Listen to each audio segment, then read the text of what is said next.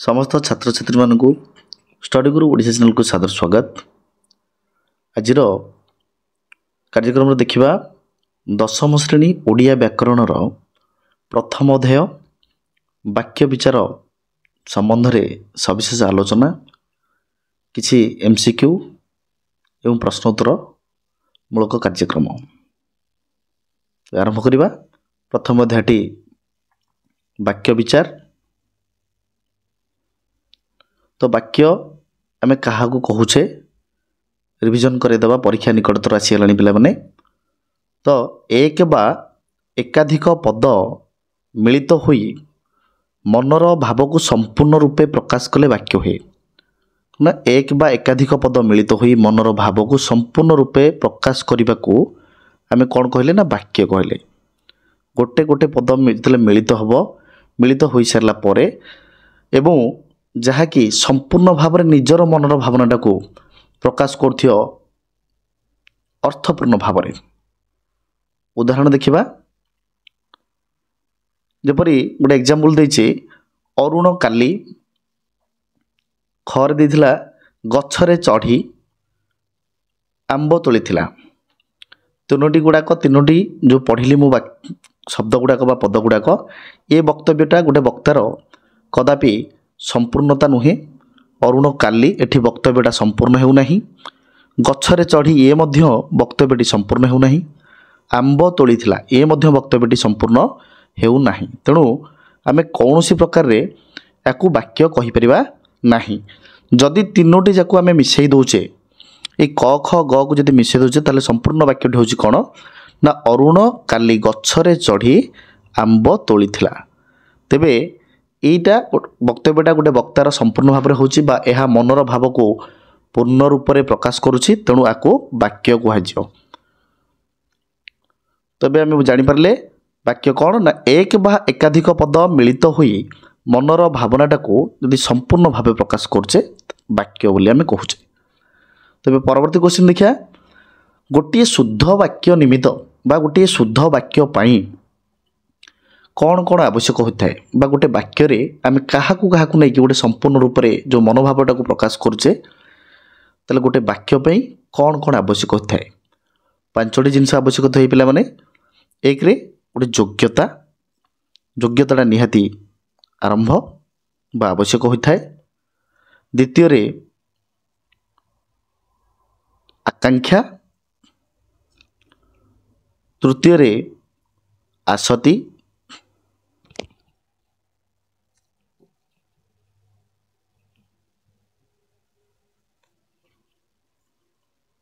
चतुर्थ रे वाक्यांश एवं पंचम रे खंडवाक्य। पंचम रे खंडवाक्य। ताले मोर गोटे वाक्य पई कौन कौन आवश्यक हला पांचटी जिनिस। एक रे योग्यता, दुई रे आसति, तीन रे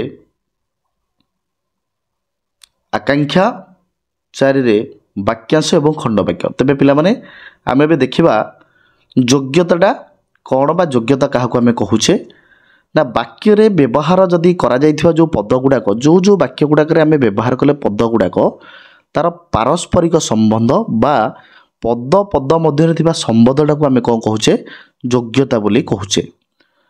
जे भली भाबरे उदाहरण दे देखिबा, बालकटी उड़ुअछि, एटा संपूर्ण रूप में वाक्य हो पारिबो नाही, कारण कौनसी परिस्थिति रे गोटे बालक केबे उड़ी पारिबो नाही। मीनिंगलेस हो जाबा अर्थहीन हो जाउछि। छेली गीत गाउछि, छेली गीत गाउछि, तो छेली गीत गाइबा को कदापि योग्य नुहे आमे समस्त जानिचे। गछटी पानी रे जली गला, पानी केबे भी गछ को पिला माने जाली पारिबो नाही। तेणु एटा संपूर्ण रूपे योग्यतार अभाव रहुछि बा एटा गोटे वाक्य हो पारे ना। कहीं ना शब्द सहित शब्दर जो संबंध अच्छी ये पारस्परिक संबंधटा पद सहित पदर रहू नाही। तेबे बालकटी दौड़ी अच्छी संपूर्ण रूप से ठीक हेबो, कहीं ना बालकटी गोटे पद और दौड़ी अच्छी गोटे पद। बालक बालकटी जो आमे ताको कर्ता बोली कहूचे, ଦୌଡ଼ୁଛି ମଧ୍ୟ କହୁଛେ କ୍ରିୟା। ଏ କର୍ତ୍ତା ସହିତ କ୍ରିୟାର ସମ୍ବନ୍ଧ ଅଛି ଏବଂ ଗୋଟେ ଅର୍ଥ ଆମକୁ ସମ୍ପୂର୍ଣ୍ଣ ରୂପରେ ଦେଉଛି। ତ ଏ ଗୋଟେ ବାକ୍ୟ ହେବ, ଏହା ହିଁ ଯୋଗ୍ୟତା।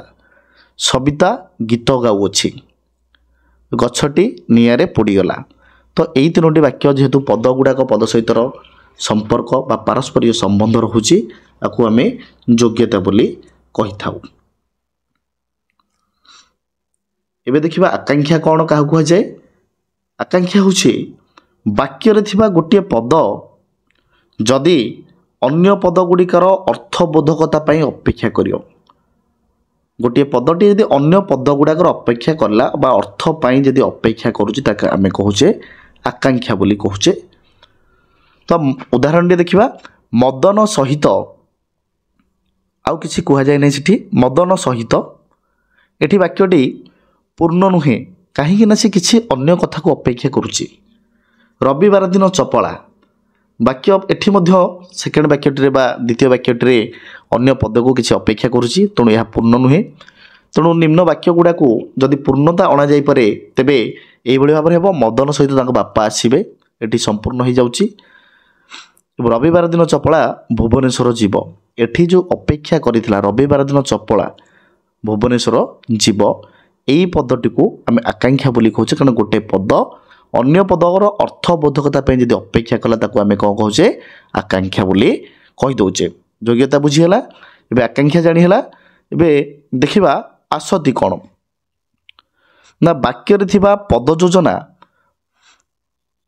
ବା ସୌନ୍ଦର୍ଯ୍ୟ। ପଦ ଯୋଜନା ମାନେ ଶବ୍ଦ ପଦ ପରେ କେଉଁ ପଦଟି ରହିଲେ ବାକ୍ୟଟି ସୁନ୍ଦର ଲାଗିବ ବା ପଦ ଯୋଜନା ଅନ୍ୟ ନାମ ସୌନ୍ଦର୍ଯ୍ୟ, ଏହାକୁ ଆମେ ଆସତି ବୋଲି କହୁଛେ।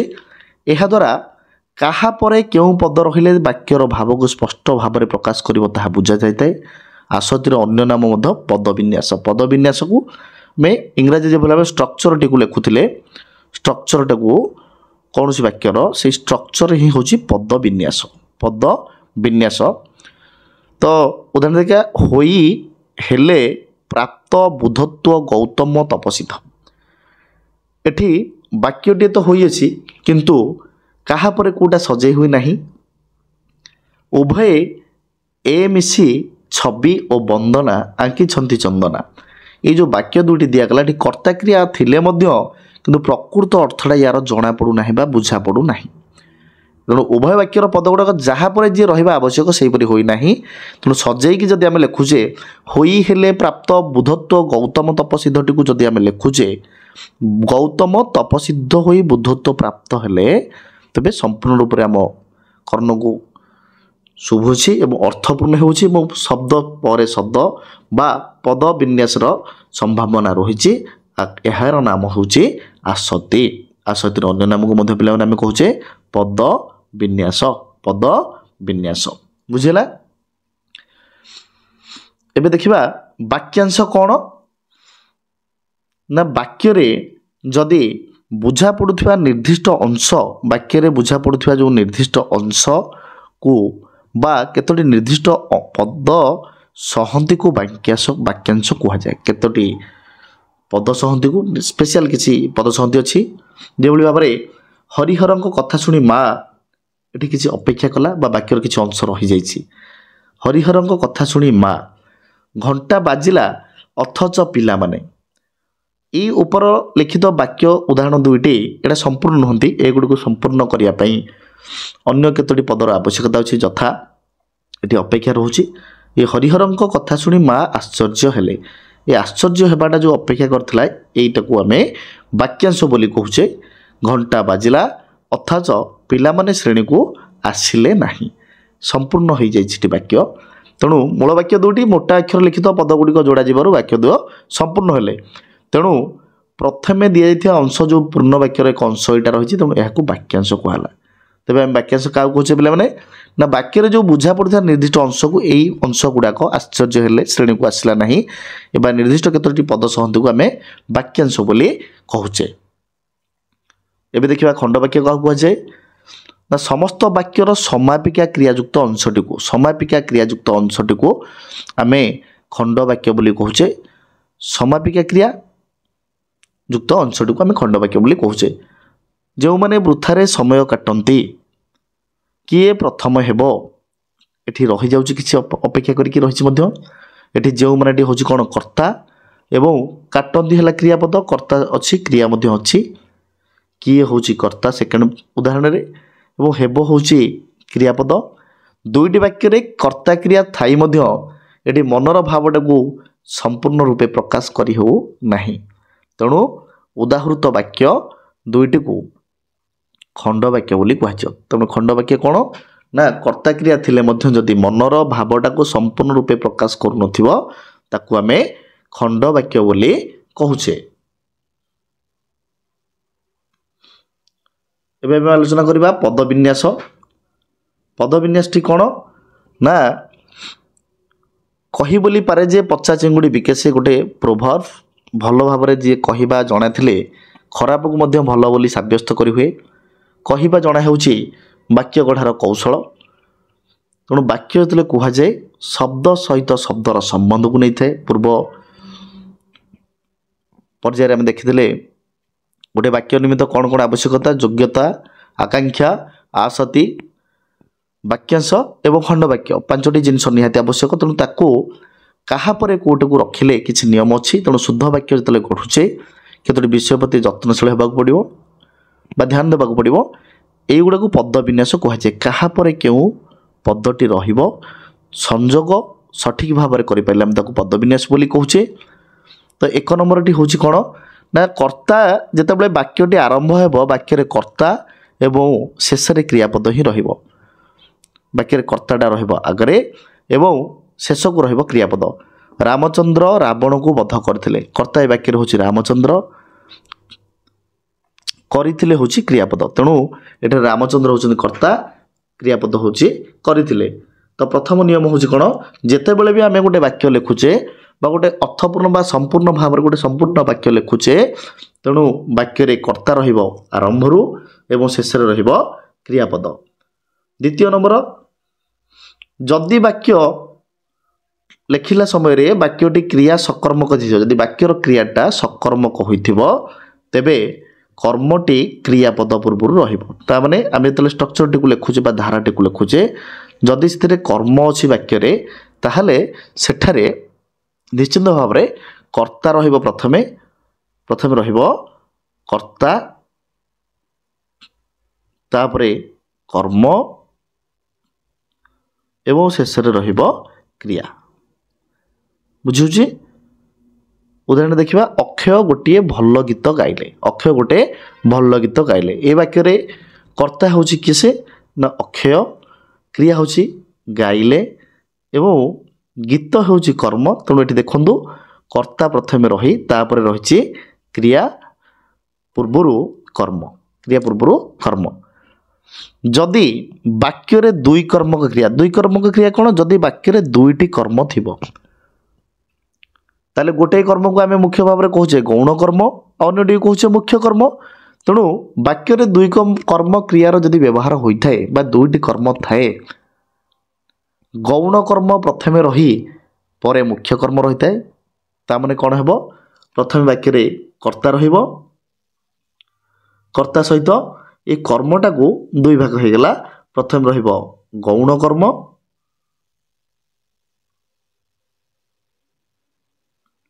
तापरे मुख्य कर्म तापरे क्रिया तापर क्रिया। तो ये आम देखा ये जो पंडित शिष्य मान को उपदेश देले पंडित शिष्य मान को उपदेश देले यही वाक्य दुईटी क्रियार व्यवहार हो गोटे शिष्य मान को आ गोटे उपदेश। तो मुख्य कर्म हूँ आम उपदेश एवं शिष्य मान हूँ गौण कर्म तेणु से पंडित शिष्य मान को उपदेश देले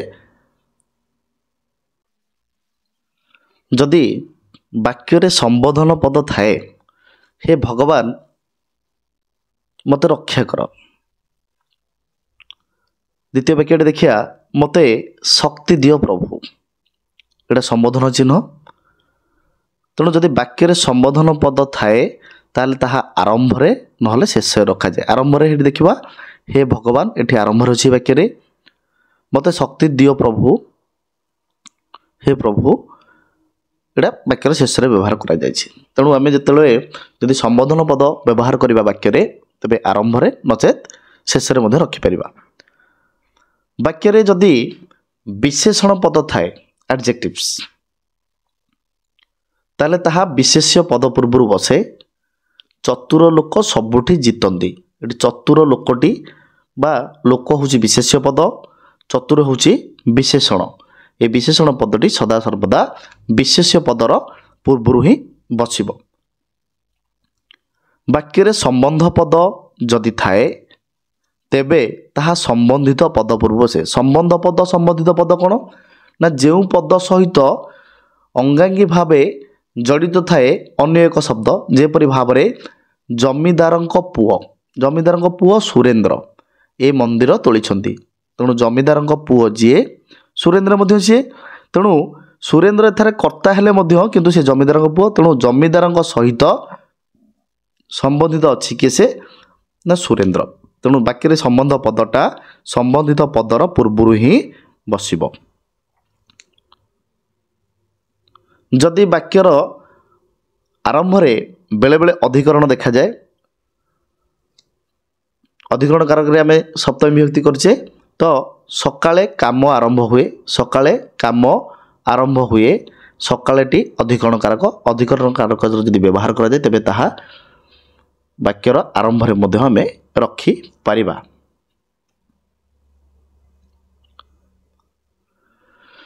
ବାକ୍ୟର ଆରମ୍ଭରେ ଗୁରୁତ୍ୱ ଆରୋପଣ ପାଇଁ ଥିବା ବାକ୍ୟାଂଶ ବସିପାରେ। ଯଦି ବାକ୍ୟର ଗୁରୁତ୍ୱ ଥିବ, କିଛି ଆରମ୍ଭରେ ଯଦି କିଛି ଗୁରୁତ୍ୱ ଆରୋପଣ ଥିବ, ତାହେଲେ ତେବେ ବାକ୍ୟାଂଶ ବି ଆମେ ବସାଇ ପାରିବା। ଏହା କେବଳ ସମ୍ଭବ ଯେ କଠିନ ଶ୍ରମ ଦ୍ୱାରା, ତେବେ କଠିନ ଶ୍ରମ ଦ୍ୱାରା ହିଁ এই কঠিন শ্রম দ্বারাটি ହିଁ ହେଉଛି ବାକ୍ୟାଂଶ। ଏହା ଉପରେ ଗୁରୁତ୍ୱ ଆରୋପ କରାହେବ। ଗୁରୁତ୍ୱ ଆରୋପ ପାଇଁ ଯେକୌଣସି ପଦ ବାକ୍ୟର ଶେଷରେ ମଧ୍ୟ ବସିପାରେ। ଆରମ୍ଭରେ ଗୁରୁତ୍ୱପୂର୍ଣ୍ଣ ରହିପାରେ, ବାକ୍ୟର ଶେଷରେ ମଧ୍ୟ ବସିପାରେ। ତୁମର କାମ ହେଉଛି ଉପରେ ଗୁରୁତ୍ୱ ଅଛି, ତେଣୁ ଏହା ବାକ୍ୟ ଆରମ୍ଭରେ ରହିଛି। ବାକ୍ୟ ଆରମ୍ଭରେ ଗୁରୁତ୍ୱ ଆରୋପ ପାଇଁ ବାକ୍ୟାଂଶ ବସିପାରେ, ଗୁରୁତ୍ୱ ଆରୋପ ପାଇଁ ଯେକୌଣସି ପଦ ବାକ୍ୟ ଶେଷରେ ମଧ୍ୟ ବସିପାରେ। ଯଦି ବାକ୍ୟରେ ପଦାନ୍ୱୟୀ ଅବୟବ ପଦ ସହିତ ଅନ୍ୱୟ ସମ୍ବନ୍ଧ ଥିବ ଯେଉଁ ଅବୟବ ପଦ, ତାହେଲେ ସମ୍ବନ୍ଧିତ ପଦର ପରେ ପରେ ବ୍ୟବହୃତ ହୁଏ। ଯେଭଳି ଭାବରେ ରମେଶଙ୍କ ବିନା ଏ କାମ ହୋଇପାରିବ ନାହିଁ। ଏଠାରେ ବିନା ହେଉଛି ଅବୟବ ପଦ। ଏ ବିନାଟି ରମେଶଙ୍କ ସହିତ ସମ୍ବନ୍ଧିତ ଅଛି, ତେଣୁ ପଦାନ୍ୱୟୀ ଅବୟବଟି ସମ୍ବନ୍ଧିତ ପଦର ପରେ ବ୍ୟବହାର ହୋଇଥାଏ। ବାକ୍ୟରେ ଯଦି ବିଭିନ୍ନ ବ୍ୟକ୍ତିଙ୍କର ସମ୍ବନ୍ଧ ବୁଝାଇଥାଏ, ଯଦି ବାକ୍ୟରେ ବିଭିନ୍ନ ବ୍ୟକ୍ତିଙ୍କର ସମ୍ବନ୍ଧଟିକୁ ବୁଝାଏ, ତେବେ ପ୍ରତ୍ୟେକ ସମ୍ବନ୍ଧ ପଦ ବିଭକ୍ତିଯୁକ୍ତ ହୋଇଥାଏ। ବାପା ଜେଜେଙ୍କର ଓ ଜେଜେମାଙ୍କର ଯତ୍ନ ନିଅନ୍ତି। ବାପା ଜେଜେଙ୍କର ଓ ଜେଜେମାଙ୍କର ଯତ୍ନ ନିଅନ୍ତି। ଏଠି ସମ୍ବନ୍ଧ ଯଦି ବୁଝେଇଲା, ବାପାଙ୍କ ସହିତ ଜେଜେଙ୍କର ସମ୍ପର୍କ ଅଛି, ଜେଜେମାଙ୍କର ବି ଅଛି। ତ ଏଇ ଯେଉଁ ସମ୍ବନ୍ଧ ପଦଟି ଅଛି, ତେଣୁ ଆମେ ୟାକୁ ଏକାଥରେ ମଧ୍ୟ ଲେଖିପାରିବା, ବାପା ଜେଜେଙ୍କର ଯତ୍ନ ନିଅନ୍ତି, କମା ଜେଜେମାଙ୍କର ମଧ୍ୟ ଯତ୍ନ ନିଅନ୍ତି। ତେଣୁ ବାକ୍ୟରେ ଯଦି ବିଭିନ୍ନ ବ୍ୟକ୍ତିଙ୍କ ସମ୍ବନ୍ଧ ବୁଝାଇଲା, ତେବେ ପ୍ରତ୍ୟେକ ସମ୍ବନ୍ଧ ପଦ ବିଭକ୍ତିଯୁକ୍ତ ହୋଇଥାଏ। 7ଟି ବିଭକ୍ତି ଯେଉଁ ଅଛି ସେଇ ବିଭକ୍ତିଯୁକ୍ତ ହୋଇଥାଏ। ବାକ୍ୟରେ ଯଦି ଆମେ ବ୍ୟବହାର କରୁଛେ ନାହିଁ ବା ନାହିଁ ସଂଯୁକ୍ତ ପଦ, ଯଦି ନାହିଁ ବୋଲି ଶବ୍ଦଟି ବା ସଂଯୁକ୍ତ ପଦଟି ଆମେ ବ୍ୟବହାର କରୁଛେ, ତାହା କ୍ରିୟାପଦ ପରେ ବସିବ। ଯଦି ନ ବ୍ୟବହାର କରୁଛେ, ତାହା କ୍ରିୟାର ପୂର୍ବରୁ ବସିବ। ତାହେଲେ ନାହିଁର ଦେଖିବା, ଚନ୍ଦ୍ରମୋହନ କଟକ ଗଲା ନାହିଁ। ଏଠି ନାହିଁ ଶବ୍ଦଟି ବା ଏଇ ସଂଯୁକ୍ତ ପଦଟି କ୍ରିୟାପଦ। ଗଲା ହେଉଛି କ୍ରିୟାପଦ। এই ଗଲା ପରେ ନାହିଁ ସଂଯୁକ୍ତ ପଦଟି ବ୍ୟବହାର କରାଯାଇଛି। ଦ୍ୱିତୀୟ ବାକ୍ୟରେ କାଲି ତମେ ଘରେ ନଥିଲ, ଏଠି କ୍ରିୟାପଦ ଥିଲ, ତା ପୂର୍ବରୁ ନ ବ୍ୟବହାର କରାଯାଇଅଛି।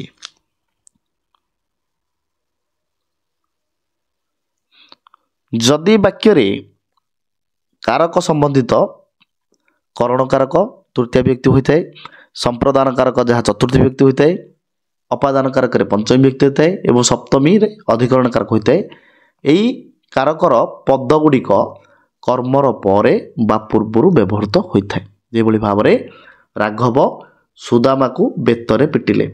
ରାଘବ ସୁଦାମାକୁ ବେତରେ ପିଟିଲେ। ଏଠି କ'ଣ କରିବା ना ये जो कारक गुड़ाक कर्मर पर बा पूर्वर व्यवहार करहब आम लिखिपर राघव बेतरे सुदामा को पिटिले। बापा गोपाल को बहीटे देले बापा बहीटे गोपाल को देले मध्य आम लिखिपर। नरेश व्यवसाय ये अपादान कारक हूँ व्यवसाय बहुत रोजगार करुच्ची नरेश बहुत रोजगार व्यवसाय करुच्ची लिखिपर। तो मिता शिक्षक को घरे देखा कला मिता घरे शिक्षक को देखा कला लिखिपर। तो आम जानिले कौन ना वाक्य जदि करण कारक जहाँ तृतीय व्यक्ति होता है संप्रदान कारक चतुर्थी व्यक्ति होता है अपादान कारक पंचम व्यक्ति होता है और अधिकरण कारक सप्तम व्यक्ति होता है से पद गुड़ाक यही कारकर पद गुड़िक कर्मर पर बा पूर्वर व्यवहृत हो पारे। एबे देखिबा वाक्यर प्रकार भेद संपर्क रे तेणु आम जापारे कौन वाक्य हूँ कौन ना गोटे उपयुक्त अर्थबोधक पद सहती बा पद मानकर समाहार रे गठित होता है जहाँकि संपूर्ण अर्थपूर्ण होता है। तेणु गठित वाक्यर रूप पद सहती दृष्टि निर्धारित हुए पद सहती बा पद विन्यास दृष्टि आम निर्धारित करवा वाक्यर प्रकार भेद गठन कला और प्रकार्य वाक्यर दुई प्रकार रूप अच्छी गोटे गठनात्मक रूप बा गठन कला अनुसार गठनात्मक रूप प्रकार्य अनुसार प्रकार्यात्मक रूप। तेणु वाक्यर रूप को आम दुई भाग विभक्त कले केते भाग रे दुई भाग रे जहाँकि एक गठनात्मक रूप दुई रे प्रकार्यात्मक गठनात्मक रूप को आम चारि भाग विभक्त करिचे सरल वाक्य यौगिक वाक्य जटिल वाक्य एवं मिश्र वाक्य। सिंपल सेंटेंस सरल वाक्य कंपाउंड सेंटेंस यौगिक वाक्य जटिल वाक्य कॉम्प्लेक्स सेंटेंस एवं चतुर्थ हूँ मिश्र वाक्य। प्रकार्यात्मक रूप को आम पांच भाग विभक्त करिचे एक रे विवृत्ति सूचक दुई रे आदेश बा अनुरोध सूचक वाक्य तीन रे प्रश्न सूचक वाक्य चार रे प्रश्न सूचक वाक्य पाँच रे नास्ति सूचक वाक्य। तेबे वाक्यर जो गठन कला अच्छी वाक्यर रूपटी को अच्छी आम दुई भाग विभक्त कर दूचे प्रथमटी कौन ना गठनात्मक रूप एवं द्वितीयटी हूँ प्रकार्यात्मक रूप। गठनात्मक रूप को आम चारि भाग विभक्त कले एक रे सरल वाक्य दुई रे यौगिक वाक्य तीन रे जटिल वाक्य चार रे मिश्र वाक्य।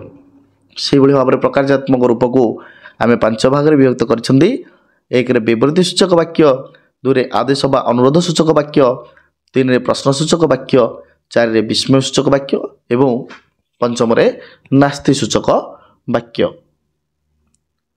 एबे देखिबा सरल वाक्य क्या कह जाए ना गोटे मात्र समापिका क्रिया थिबा वाक्य को आमे सरल वाक्य बोली कहूचे गोटे मात्र समापिका क्रिया थिबा वाक्यटी को आमे सरल वाक्य बोली कहूचे।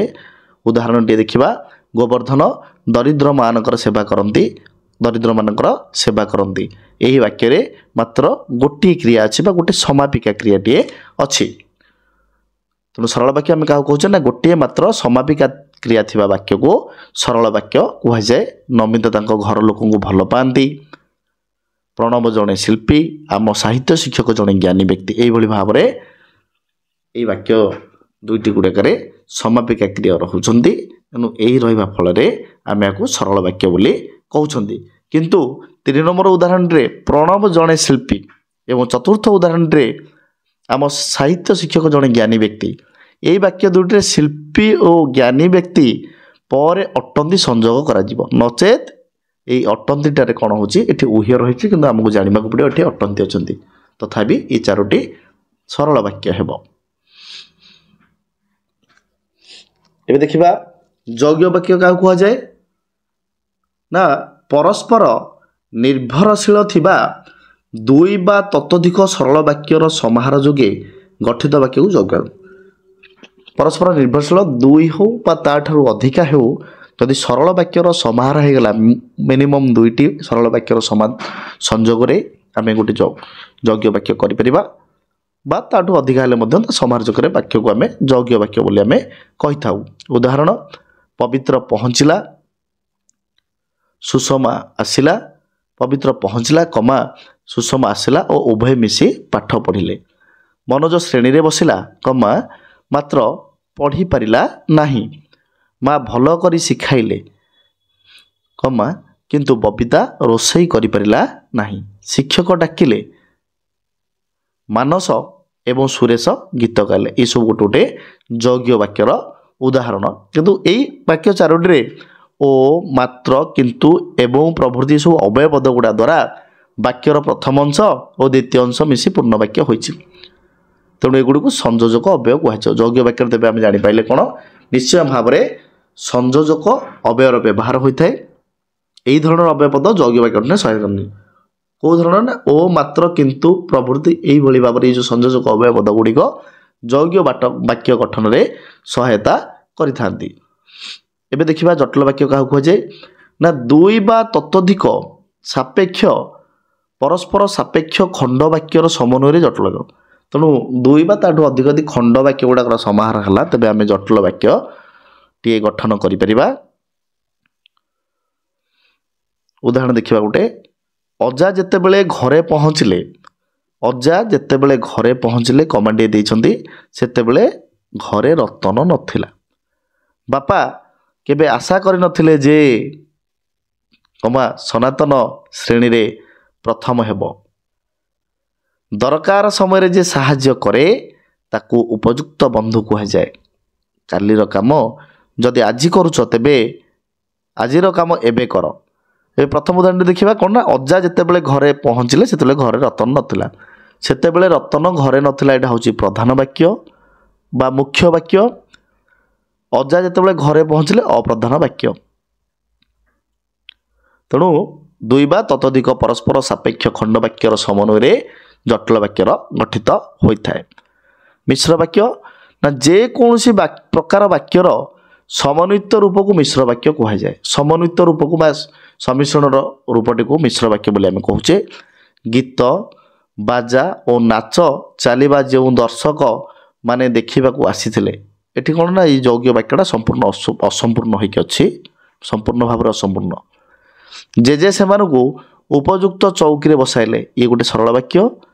ସେମାନଙ୍କୁ ଯଥାଶକ୍ତି ଭୋଜନ ମଧ୍ୟ ପ୍ରଦାନ କଲେ, ଇଏ ମଧ୍ୟ ଗୋଟେ ସରଳ ବାକ୍ୟ। ଯଦି ଆମେ ପ୍ରଥମ, ଦ୍ୱିତୀୟ, ତୃତୀୟ ବାକ୍ୟକୁ ଏକାଠି ମିଶାଇ ଦେବା, ତେବେ ଆମେ ଜାଣିବା ଗୀତ, ବାଜା ଓ ନାଚ ଚାଲିବା ସମୟରେ ଯେଉଁ ଦର୍ଶକମାନେ ଦେଖିବାକୁ ଆସିଥିଲେ, ସଂଯୋଗ କରିବା ଦ୍ୱିତୀୟ ବାକ୍ୟକୁ କମା ଦେଇକି ଜେଜେ ସେମାନଙ୍କୁ ଉପଯୁକ୍ତ ଚୌକିରେ ବସାଇଲେ ଓ ସେମାନଙ୍କୁ ଯଥାଶକ୍ତି ଭୋଜନ ପ୍ରଦାନ କଲେ। ତେବେ ସମନ୍ୱୟିତ ରୂପ ହୋଇଗଲା ତିନୋଟି ବାକ୍ୟ। ପ୍ରଥମ ଉଦାହରଣଟି ଥିଲା ଯୌଗିକ ବାକ୍ୟର ଗୋଟେ ଅସମ୍ପୂର୍ଣ୍ଣ ବାକ୍ୟ। ଦ୍ୱିତୀୟ ବାକ୍ୟଟି ଥିଲା ଗୋଟେ ସରଳ ବାକ୍ୟର ଉଦାହରଣ। ତୃତୀୟ ବାକ୍ୟଟି ଥିଲା ମଧ୍ୟ ଗୋଟେ ସରଳ ବାକ୍ୟର ଉଦାହରଣ। ତେବେ ଏଠି ଅସମ୍ପୂର୍ଣ୍ଣ ଯୌଗିକ ବାକ୍ୟ ସହିତ ସଂଯୋଗ ହେଲା ସରଳ ବାକ୍ୟ ଦ୍ୱିତୀୟର ଏବଂ ତୃତୀୟର ମିଶି ସାରିଲା ପରେ ଏଇ ଯେଉଁ ବାକ୍ୟର ସମନ୍ୱିତ ରୂପ ହେଲା, ଆକୁ ଆମେ ମିଶ୍ର ବାକ୍ୟ ବୋଲି କହୁଛେ। ଏବେ ଆଲୋଚନା କରିବା ବାକ୍ୟର ପ୍ରକାର୍ଯ୍ୟଗତ ରୂପ ଉପରେ। ବିବୃତ୍ତି ସୂଚକ ବାକ୍ୟ, ନିର୍ଦ୍ଦିଷ୍ଟ ବିଷୟକ ବିବୃତ୍ତି ବା ବକ୍ତବ୍ୟ ପ୍ରକାଶ କରୁଥିବା ବାକ୍ୟକୁ ବିବୃତ୍ତି, କିଛି ଇନଫର୍ମେସନ୍ ଦେଉଥିବା ଯେଉଁ ବାକ୍ୟଟା, ତାକୁ ଆମେ ବିବୃତ୍ତି ସୂଚକ ବାକ୍ୟ ବୋଲି କହୁଛେ। କବିମାନଙ୍କ ମଧ୍ୟରେ ଶାରଳା ଦାସ ମହାକବି ଅଟନ୍ତି। ଏହି ଦ୍ୱିତୀୟ ବାକ୍ୟଟା ଯେଉଁ ମୁଁ ପଢ଼ିଲି, ଶାରଳା ଦାସଙ୍କ ସମ୍ପର୍କରେ ଗୋଟେ କିଛି ବିବୃତ୍ତି ବା କିଛି ଇନଫର୍ମେସନ୍ ଆମକୁ ଦେଉଛି, ୟାକୁ ଆମେ ବିବୃତ୍ତି ସୂଚକ ବାକ୍ୟ ବୋଲି କହୁଛେ। ଆଉ ଗୋଟେ ଉଦାହରଣଟେ ଦେଖିବା, ଏ ବର୍ଷ ପ୍ରବଳ ଶୀତ ହେଉଛି, ଏ ବର୍ଷ ପ୍ରବଳ ଶୀତ ହେଉଛି, ଏ ବର୍ଷ ସହିତ କିଛି ଇନଫର୍ମେସନ୍ ଦେଉଛି ଶୀତଟି। ତେଣୁ ଏହା ଏକ ବିବୃତ୍ତି ବା କିଛି ଇନଫର୍ମେସନ୍ ଆମକୁ ଦେଉଛି। ତେଣୁ ନିର୍ଦ୍ଦିଷ୍ଟ ବିଷୟକ ବିବୃତ୍ତି ବା ବକ୍ତବ୍ୟ ଯଦି ପ୍ରକାଶ କରୁଥିବା ବାକ୍ୟକୁ ଆମେ ବିବୃତ୍ତି ସୂଚକ ବାକ୍ୟ ବୋଲି କହୁଛନ୍ତି। ଏବେ ଦେଖିବା ଅନୁରୋଧ ଓ ଆଦେଶାତ୍ମକ ବାକ୍ୟ। ନା, ଅନୁରୋଧ ଓ ଆଦେଶ ଭାବ ପ୍ରକାଶ କରୁଥିବା ବାକ୍ୟକୁ ଅନୁରୋଧ ଆଦେଶ ସୂଚକ ବାକ୍ୟ କୁହାଯାଏ। ଆଜ୍ଞା, ସମ୍ବୋଧନ ଚିହ୍ନ ମଧ୍ୟ ଗୋଟେ ଅଛି। ମୋତେ ଟିକେ ସାହାଯ୍ୟ କରନ୍ତୁ, ଘରକୁ ଟିକେ ସଫା କରିଦିଅ। ଆଜ୍ଞା, ମୋତେ ଟିକେ ସାହାଯ୍ୟ କରନ୍ତୁ, ଏଠି ଅନୁରୋଧ ହେଉଛି ଘରଟାକୁ ସଫା କରିଦିଅ। ଟିକେ ଅନୁରୋଧ ସହିତ ଆଦେଶ ବୋଲି ମଧ୍ୟ ଜଣାପଡ଼ୁଛି। ତେଣୁ ଯେଉଁ ବାକ୍ୟରେ ଅନୁରୋଧ ବା ଆଦେଶ ଭାବ ପ୍ରକାଶ କରୁଥିବ, ସେଇ ବାକ୍ୟକୁ ଆମେ ଅନୁରୋଧ ବା ଆଦେଶ ସୂଚକ ବାକ୍ୟ ବୋଲି କହୁଛେ। ଏବେ ଦେଖିବା ପ୍ରଶ୍ନସୂଚକ ବାକ୍ୟ। ତ କୌଣସି ବାକ୍ୟରେ ଯଦି ପ୍ରଶ୍ନର ସୂଚନା ପ୍ରଦାନ କରୁଥାଏ ବା କୌଣସି ଗୋଟେ ବାକ୍ୟ ଯଦି ପ୍ରଶ୍ନର କିଛି ସୂଚନା ଦେଉଥାଏ, ତେବେ ଆମେ ତାହାକୁ ପ୍ରଶ୍ନସୂଚକ ବାକ୍ୟ ବୋଲି କହୁଛନ୍ତି। ତମେ କେବେ ଆସିଲ? ମନେ ରଖିବ ପିଲାମାନେ, ପ୍ରଶ୍ନସୂଚକ ବାକ୍ୟରେ ନିହାତି ଭାବରେ शेषको प्रश्नवाचक चिन्हटे ही रहिबो। आज केते तारीख तो यही वाक्य दुटे समय आउ तारीख संपर्क में प्रश्न करा जायछि। तो किसी प्रश्न सूचना मिलता को प्रश्नसूचक वाक्य बोली कहूचे।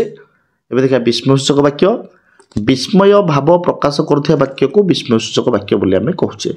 विस्मय अर्थ होची बा आश्चर्य भाव, विस्मय भाव होची आश्चर्य, बापा एते टंका देले। विस्मयसूचक चिन्ह मध्य परिशेष रे गोटे रुहे, समस्ते जानिचे सतरे तमे आसीछ। तो ये विस्मय भाव प्रकाश कर तेणु ये विस्मयसूचक वाक्य बोली आमे कहूचे। एबे देखिबा नास्तिसूचक वाक्य रीता द्वारा ए काम केबे होई भी हेबो नाही, तमर नियम को मु पालन करबे। उभय वाक्य नास्ति बा नाही बोली गोटे शब्दर सूचना मिलुची। नास्ति बा नाही रो सूचना प्रदान करथिया वाक्य को आमे नास्ति सूचक वाक्य बोली कहूचे। वाक्यटी 5 प्रकार वाक्यटी को आमे प्रकाशात्मक आलोचना करछे।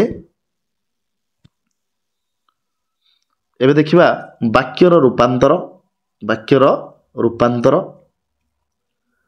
ना वाक्य रूपांतर कौन ना कहवा समय वक्ता जदि गोटे वक्ता को विभिन्न भंगी में प्रकाश करें, या फल वक्ता कौन करना तांकर उद्देश्यटी कौन कौन से कहवाक चाहते श्रोता बुझीपारती। तेणु गोटे प्रकार वक्तव्य को बेले बेले अन्य प्रकार करा जाय थाए, बेले बेले अल्प कथा को बहुल भाव में बहुत कथा को अल्प भाव प्रकाश करा जाय। जमती आम किसी इनफर्मेशन नहीं कि गोटे लिखिपे अनेक जिनिस सृजनात्मक लिखनी गोटाए विषय को लेकिन आम अनेक जिनिस लिखिपे, बेले बेले समराइजेशन भी करुचे, बहुत किसी कथा को आम सर्ट रे लिखुचे, संक्षेप करुचे बा संक्षेपण करुचे। उदाहरण देखिबा जो स्वामी ओ स्त्री एठाकू आसीथिले से दुईटे जाक मो सांगर से दुई जण जाक मो सांगर भाई और तांको स्त्री। ताकू जदि आम एभले परिवर्तन करबा एठाकू आसीथिबा दंपति मो सांगर भाई और भाउज। तेणु जदि प्रथम वाक्यटा को आम देखिबा यार दीर्घता द्वितीय वाक्य प्रथम वाक्यटा लॉन्ग थिला किंतु द्वितीय वाक्य वक्तव्य बदल नहीं किंतु सेटा टिके कमी जाइछि बा दीर्घ होई नाही।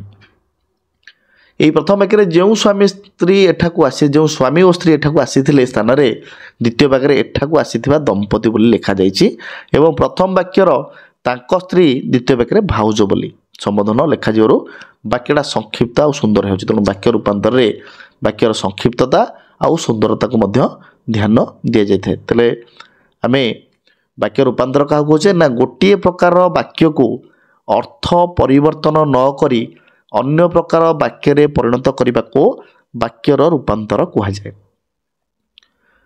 तेबे आमे एइभली भाव में सरल वाक्य यौगिक वाक्य करिपरिबा, यौगिक वाक्य जटिल वाक्य को नहीं पारिबा अर्थर परिवर्तन न करी एवं जटिल वाक्य यौगिक वाक्य को मध्य करिपरिबा, सरल वाक्य मध्य करिपरिबा, विवृत्ति सूचक प्रश्न सूचक करिपरिबा, नास्ति सूचक करबा। एई रूप परिणत बा परिवर्तन करने को वाक्य गठन रूपांतर बोली कहुए। उदाहरण देखिबा गोटे सरल वाक्यर हरि भल नाचिबारु सुनाम अर्जन करुछि। एटा सरल वाक्य कहीं अच्छी ना ये कर्ता हूँ हरि समापिका क्रिया हूँ करुछि। तो ये सरल वाक्यटा को आम यौगिक वाक्य रूपांतर करवा कन्वर्ट करुँच यौगिक वाक्य हरि भल नाचुची ओ एथिपाई सुनाम अर्जन कर संयोजक अव्यय पदटे दि जाइछि। ताकू जदि आम जटिल वाक्य परिणत करुचे जेणु हरि भल नाचुची तेणु से सुनाम अर्जन करिछि। तो तीनोटी वाक्यर सामंजस्य आम देखा गोटाए वाक्य अन्य वाक्य को जो रूपांतर करुचे तेबे तार अर्थ परिवर्तन हेउना एवं अन्य एक वाक्य से मध्य परिणत हो जाउछि। एबे देखिबा विवृत्ति सूचक वाक्यटी को आम कि भाव में अन्य प्रश्न सूचक वाक्य नास्ति सूचक वाक्य विस्मयसूचक वाक्य रूपांतरित करुचे। उदाहरण देखिबा उत्कलमणि गोपबंधु थिले जड़े सच्चा देश सेवक। उत्कलमणि गोपबंधु थिले जड़े सच्चा देश सेवक जहाँकि विवृत्ति सूचक वाक्य अच्छी। जदि आम प्रश्न सूचक रूपांतरित करुचे तेबे उत्कलमणि गोपबंधु भली सच्चा देश सेवक आउ कहांती प्रश्नवाचक चिन्हटे देवाक पड़ो। उत्कलमणि गोपबंधु भली सच्चा देश सेवक आउ नाहांती एटा नास्तिर सूचना मिलूँ नास्ति सूचक वाक्य बोली आम कहूचे। उत्कलमणि गोपबंधु कि सच्चा देश सेवक सत्य एटा विस्मय सूचक एक्सक्लेमेटरी मार्क बा विस्मय सूचक चिन्हटी अच्छी। आम यही भाव में रूपांतरित କରିପାରିବା।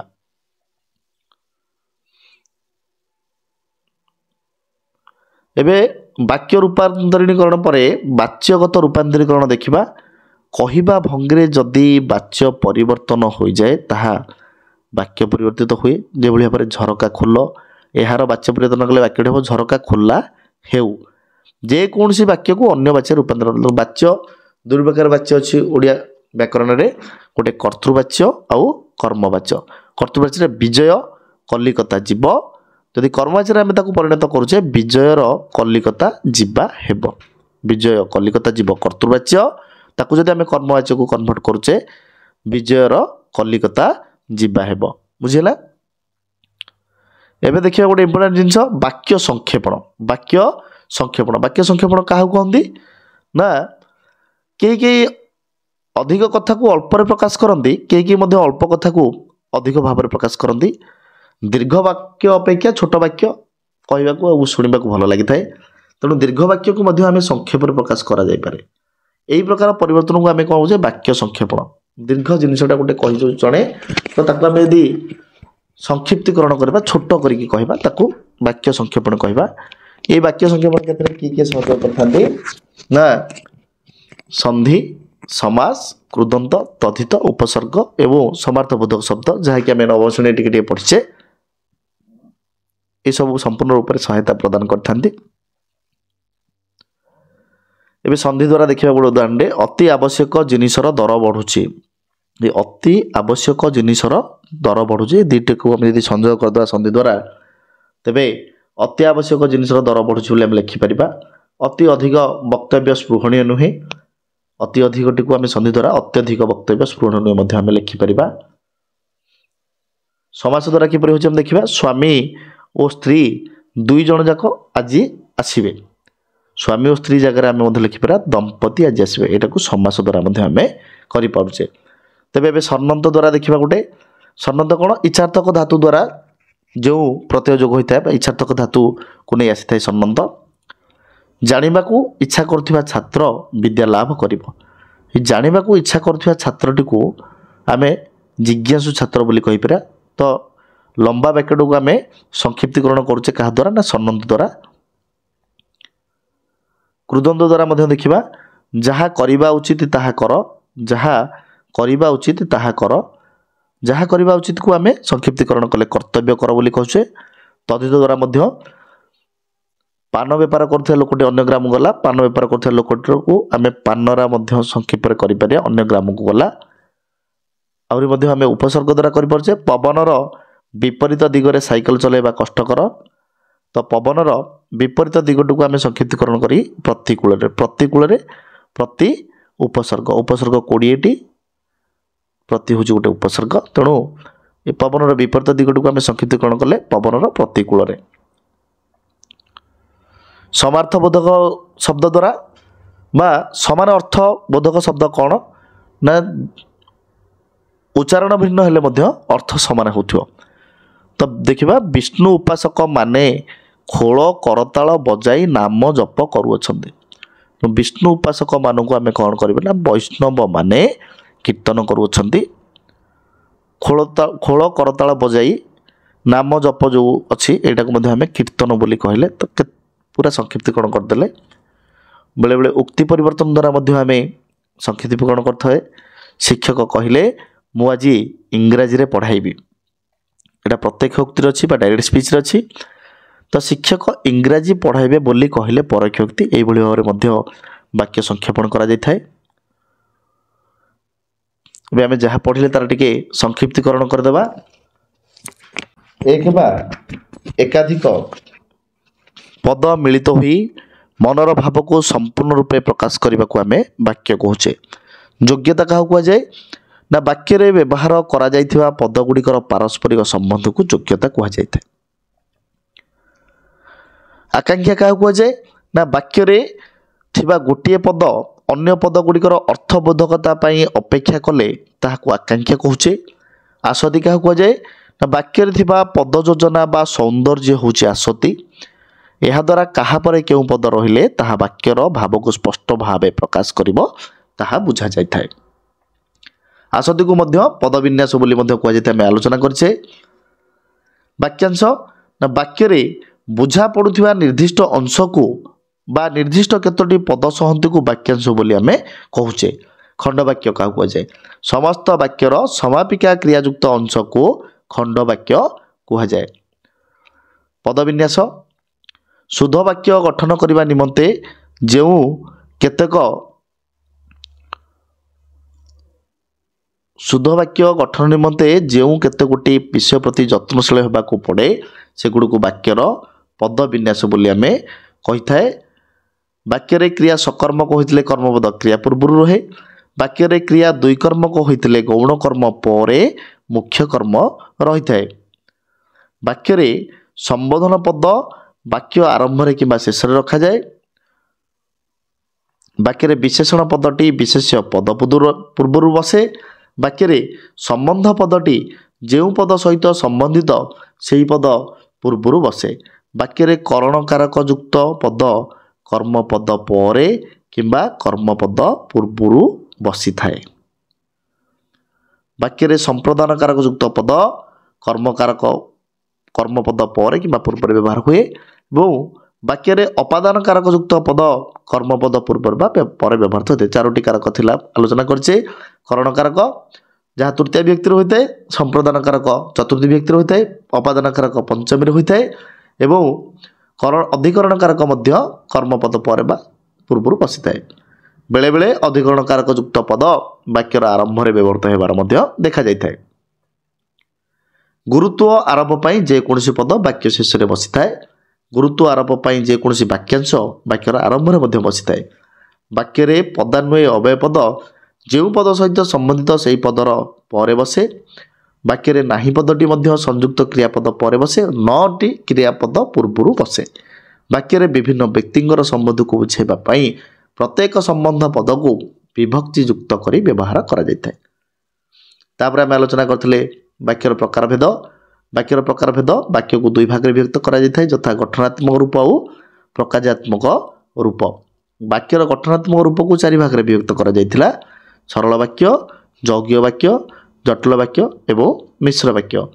वाक्य रे प्रकारात्मक रूप को 5 भाग रे विभक्त करा जायଥାଏ, यथा विवृत्ति सूचक वाक्य, आदेश अनुरोध सूचक वाक्य, प्रश्न सूचक वाक्य, 4 विस्मय सूचक वाक्य एवं 5 नास्ति सूचक वाक्य।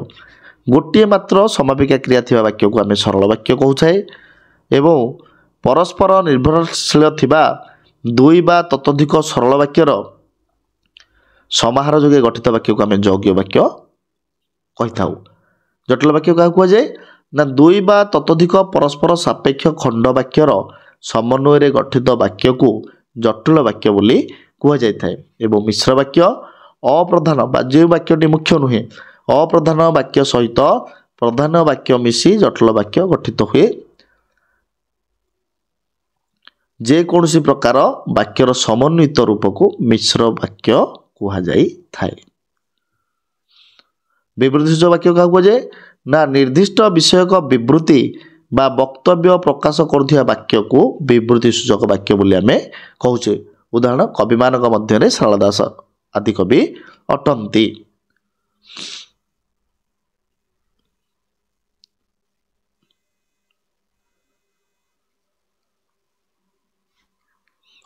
आदेश सूचक वाक्य आमे क्या कहूचे ना अनुरोध बा आदेशर भाव प्रकाश करुथिबा वाक्य को आमे अनुरोध बा आदेश सूचक वाक्य कहि थाए।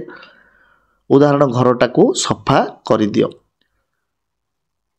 प्रश्न सूचक वाक्य क्या कुआ जाए ना कौनसी प्रश्नर सूचना प्रदान करुथिबा वाक्य को प्रश्न सूचक वाक्य कुआ जायते। उदाहरण तुमे केबे आसिल। मन रखिबो प्रश्न सूचक वाक्यर परिशेष रे प्रश्नवाचक चिन्हटी ही रही थाए।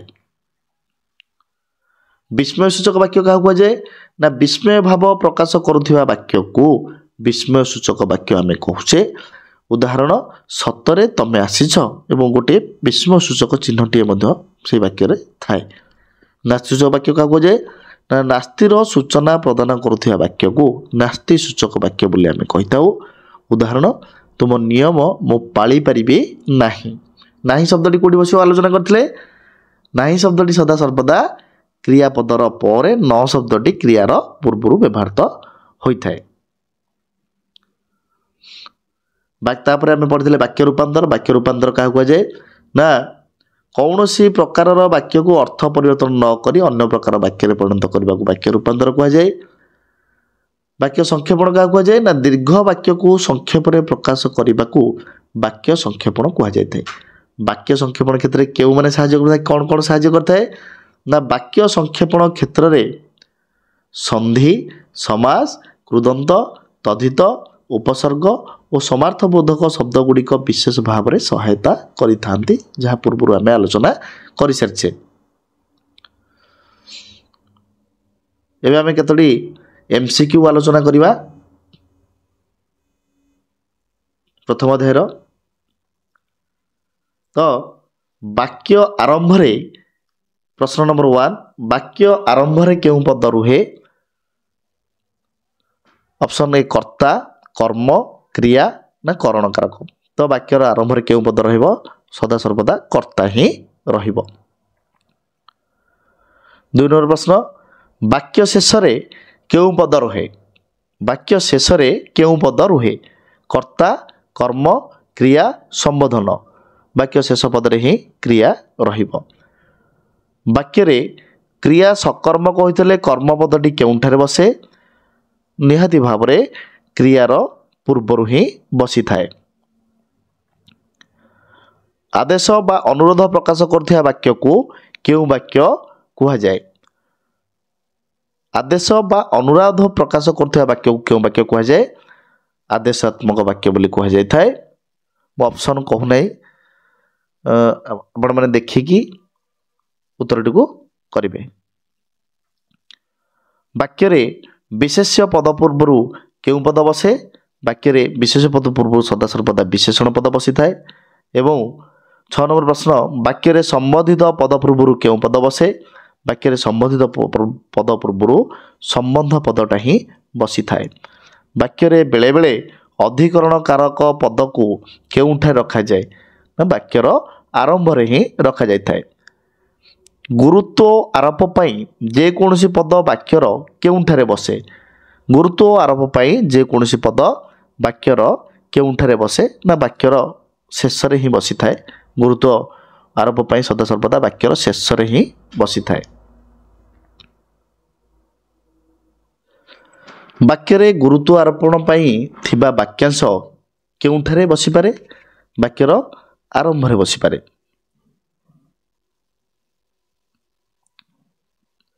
ବାକ୍ୟରେ ପଦାନ୍ୱୟୀ ଅବ୍ୟୟ ପଦ କେଉଁଠାରେ ବସେ? ସମ୍ବନ୍ଧିତ ପଦ ପରେ। ବାକ୍ୟରେ ନ କେଉଁଠାରେ ବସେ? ନା ଆମେ ସମସ୍ତେ ଜାଣିଛେ କ୍ରିୟାପଦ ପୂର୍ବରୁ ହିଁ ବସିଥାଏ। ବାକ୍ୟରେ କରଣକାରକ ପଦ କେଉଁଠାରେ ବସେ? କର୍ମପଦ ପରେ ବା ପୂର୍ବରୁ ବସିଥାଏ। ନିମ୍ନଲିଖିତ ମଧ୍ୟରୁ କେଉଁଟି ଏକ ସାର୍ଥକ ବାକ୍ୟର ଲକ୍ଷଣ ନୁହେଁ? ଯାହାକି ଆକାଂକ୍ଷାର ଉପସ୍ଥିତି, ଆକାଂକ୍ଷାର ଅନୁପସ୍ଥିତି, ଯୋଗ୍ୟତାର ଅଭାବ, ଆସକ୍ତିର ଅଭାବ। ତ ଏଇଟା ସାର୍ଥକ ବାକ୍ୟର ଲକ୍ଷଣ ନୁହେଁ। ଆକାଂକ୍ଷାର ଯଦି ଉପସ୍ଥିତି ଥାଏ ତେବେ ଏଇଟା ଗୋଟେ ସାର୍ଥକ ବାକ୍ୟର ଲକ୍ଷଣ ହୋଇନଥାଏ। ଯେକୌଣସି ପ୍ରକାର ବାକ୍ୟର ସମନ୍ୱିତ ରୂପକୁ କେଉଁ ବାକ୍ୟ କହନ୍ତି? ମିଶ୍ର ବାକ୍ୟ ବୋଲି କହିଥାଉ। ଅର୍ଥବୋଧକତା ନିମନ୍ତେ ବାକ୍ୟରେ ବ୍ୟବହୃତ ଏକ ବା ଏକାଧିକ ପଦ ଅନ୍ୟ ଏକ ଏକାଧିକ ପଦର ଅପେକ୍ଷା କଲେ କ'ଣ କୁହାଯାଏ? ଆକାଂକ୍ଷା କୁହାଯାଇଥାଏ। ପ୍ରଧାନ ବାକ୍ୟ ଓ ଆଶ୍ରିତ ବାକ୍ୟ ସମ୍ମିଶ୍ରଣରେ କେଉଁ ବାକ୍ୟ ଗଠିତ ହୋଇଥାଏ? ଜଟିଳ ବାକ୍ୟ ଗଠିତ ହୋଇଥାଏ। ସଂଯୋଜକ ଅବ୍ୟୟ ପଦ କେଉଁ ପ୍ରକାର ବାକ୍ୟ ଗଠନରେ ସହାୟତା କରିଥାନ୍ତି? ଯୌଗିକ ବାକ୍ୟ ଗଠନରେ ସହାୟତା କରିଥାନ୍ତି। ଆସତିକୁ ଅନ୍ୟ ଅର୍ଥରେ କ'ଣ କୁହାଯାଏ? ଆସତିକୁ ଅନ୍ୟ ଅର୍ଥରେ ପଦବିନ୍ୟାସ କୁହାଯାଇଥାଏ। ବାକ୍ୟରେ ବୁଝାପଡ଼ୁଥିବା ନିର୍ଦ୍ଦିଷ୍ଟ ଅଂଶକୁ ବା ନିର୍ଦ୍ଦିଷ୍ଟ କେତୋଟି ପଦ ସହନ୍ତୀକୁ କ'ଣ କୁହାଯାଏ? ବାକ୍ୟରେ ବୁଝାପଡ଼ୁଥିବା ନିର୍ଦ୍ଦିଷ୍ଟ ଅଂଶକୁ ବା ନିର୍ଦ୍ଦିଷ୍ଟ କେତୋଟି ପଦ ସହନ୍ତୀକୁ ବାକ୍ୟାଂଶ ବୋଲି କୁହାଯାଇଥାଏ। ସମସ୍ତ ବାକ୍ୟର ଡ୍ୟାସ୍ କ୍ରିୟାଯୁକ୍ତ ଅଂଶଟିକୁ ଖଣ୍ଡବାକ୍ୟ କୁହାଯାଏ। ସମସ୍ତ ବାକ୍ୟର ସମାପିକା କ୍ରିୟାଯୁକ୍ତ ଅଂଶଟିକୁ ଖଣ୍ଡବାକ୍ୟ କୁହାଯାଇଥାଏ। ପ୍ରଶ୍ନସୂଚକ ବାକ୍ୟ କାହାର ସୂଚନା ପ୍ରଦାନ କରେ? ପ୍ରଶ୍ନସୂଚକ ବାକ୍ୟ ପ୍ରଶ୍ନର ସୂଚନା ପ୍ରଦାନ କରିଥାଏ। ଉପଯୁକ୍ତ ଅର୍ଥବୋଧକ ପଦସନ୍ଧିର ଉପଯୁକ୍ତ ସମାହାରକୁ କ'ଣ କୁହାଯାଏ? ଉପଯୁକ୍ତ ଅର୍ଥବୋଧକ ପଦସନ୍ଧିର ଉପଯୁକ୍ତ ସମାହାରକୁ ବାକ୍ୟ କୁହାଯାଇଥାଏ।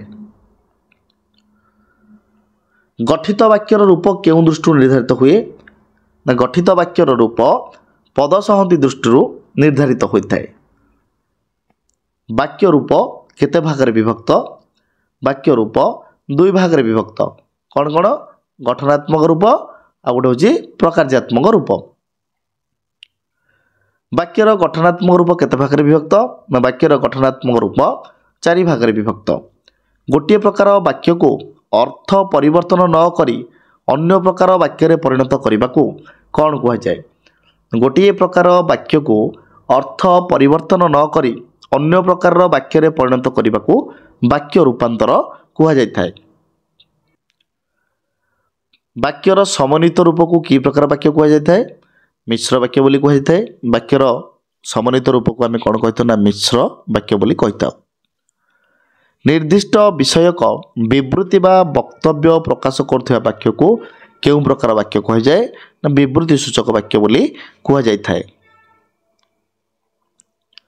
କୌଣସି ପ୍ରଶ୍ନର ସୂଚନା ଦେଉଥିବା ବାକ୍ୟକୁ କି ପ୍ରକାର ବାକ୍ୟ କୁହାଯାଏ? ପ୍ରଶ୍ନ ସୂଚକ ବାକ୍ୟ ବୋଲି କୁହାଯାଇଥାଏ।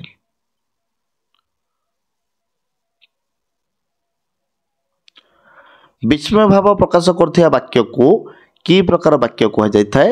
ବିସ୍ମୟ ସୂଚକ ବାକ୍ୟ ବୋଲି କୁହାଯାଇଥାଏ। ନାସ୍ତି ସୂଚକ ବାକ୍ୟ ପାଇଁ ନିମ୍ନୋକ୍ତ କେଉଁଟି ଠିକ୍? ନାସ୍ତି ସୂଚକ ବାକ୍ୟ ପାଇଁ ନିମ୍ନୋକ୍ତ କେଉଁଟି ଠିକ୍? ଯାହାକି ଆଦେଶ ଭାବ ପ୍ରକାଶ କରୁଥିବା ବାକ୍ୟ। ଅପସନ୍ ବି ବିସ୍ମୟ ଭାବ ପ୍ରକାଶ କରୁଥିବା ବାକ୍ୟ। ଅପସନ୍ ସି ନାସ୍ତିର ସୂଚନା ପ୍ରଦାନ କରୁଥିବା ବାକ୍ୟ। ଅପସନ୍ ଡି ଅସ୍ଥିର ସୂଚନା ପ୍ରଦାନ କରୁଥିବା ବାକ୍ୟ। ଅପସନ୍ ସି ଠିକ୍। ଯାହା ନାସ୍ତି ସୂଚକ ବାକ୍ୟ ପାଇଁ ନାସ୍ତିର ସୂଚନା ପ୍ରଦାନ କରୁଥିବା ବାକ୍ୟ ହିଁ ଠିକ୍। ଗୋଟିଏ ପ୍ରକାର ବାକ୍ୟକୁ ଅର୍ଥ ପରିବର୍ତ୍ତନ ନ କରି ଅନ୍ୟ ରୂପରେ ବାକ୍ୟରେ ପରିଣତ କରିବାକୁ କ'ଣ କୁହାଯାଏ? ଗୋଟିଏ ପ୍ରକାର ବାକ୍ୟକୁ ଅର୍ଥ ପରିବର୍ତ୍ତନ ନ କରି ଅନ୍ୟ ରୂପରେ ବାକ୍ୟରେ ପରିଣତ କରିବାକୁ ବାକ୍ୟ ରୂପାନ୍ତର ବୋଲି କୁହାଯାଇଥାଏ। ମନୋଜ ଶ୍ରେଣୀରେ ବସିଲା ମାତ୍ର ପଢ଼ିଲା ନାହିଁ, ଗଠନ ଦୃଷ୍ଟିରୁ ଏହା କି ପ୍ରକାର ବାକ୍ୟ? ଯୌଗିକ ବାକ୍ୟ। ସତରେ ତମେ ଆସିଛ, ପ୍ରକାର୍ଯ୍ୟ ଦୃଷ୍ଟିରୁ ଏହା କେଉଁ ପ୍ରକାର ବାକ୍ୟ ଅଟେ? ବିସ୍ମୟସୂଚକ ବାକ୍ୟ ଅଟେ। ଆମେ ଜାଣିପାରିବା ବିସ୍ମୟସୂଚକ ଚିହ୍ନଟି ହିଁ ଏଥିରେ ଦେଇଛି, ତେଣୁ ସେଥିପାଇଁ ବିସ୍ମୟସୂଚକ ବାକ୍ୟଟି ଅଛି। ନରେଶ ବ୍ୟବସାୟରୁ ବହୁତ ରୋଜଗାର କରୁଛି। ବାକ୍ୟରେ ଥିବା ଅପାଦାନ କାରକଟି କିଏ? ଅପାଦାନ କାରକ ପଦଟି ମୁଁ କହିଥିଲି ପଞ୍ଚମୀ ବ୍ୟକ୍ତିରେ ରୁ ପଞ୍ଚମୀର ଚିହ୍ନ, ତେଣୁ ନରେଶ ବ୍ୟବସାୟରୁ ବହୁତ ରୋଜଗାର କରୁଛି। ବାକ୍ୟରେ ଥିବା ଅପାଦାନ କାରକଟି ହେଉଛି କିଏ? ବ୍ୟବସାୟରୁ।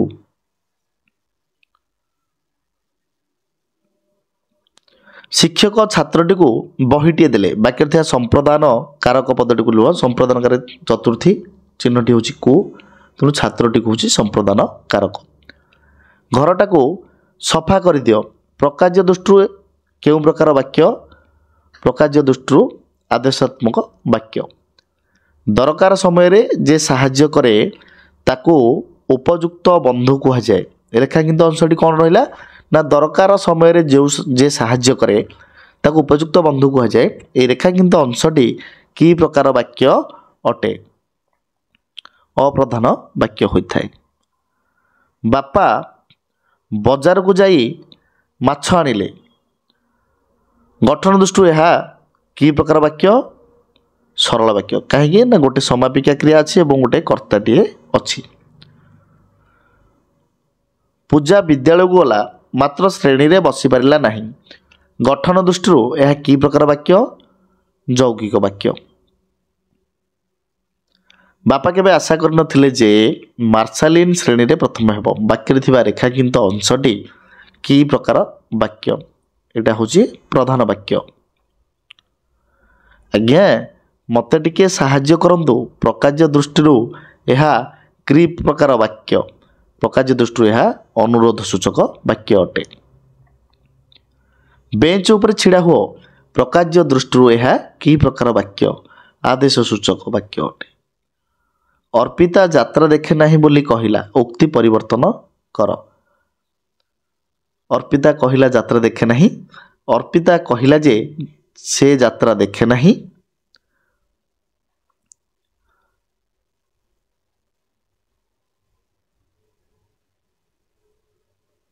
अर्पिता यात्रा देखे बोली कहिला, अर्पिता कहिला जे मो यात्रा देखे नहीं।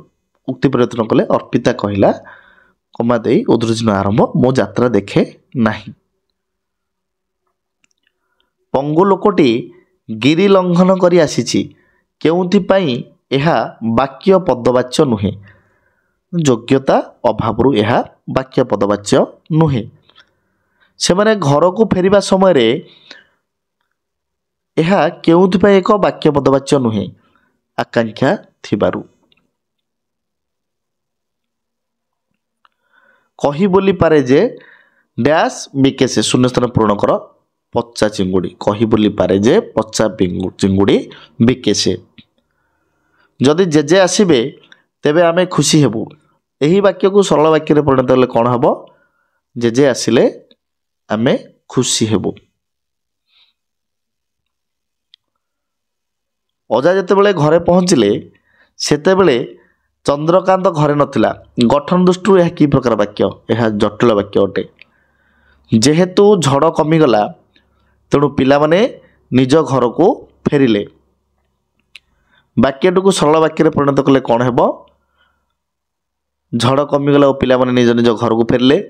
झड़ हैला कमिगला एवं पिला माने निज निज घर को फेरिले। झड़ न कमिबारु पिला माने घर को फेरी पारिले नहीं। झड़ कमिबारु पिला माने निज निज घर को फेरिले। तो झड़ कमी ऑप्शन डी ठीक। झड़ कमिबारु पिला माने निज निज घर को फेरिले।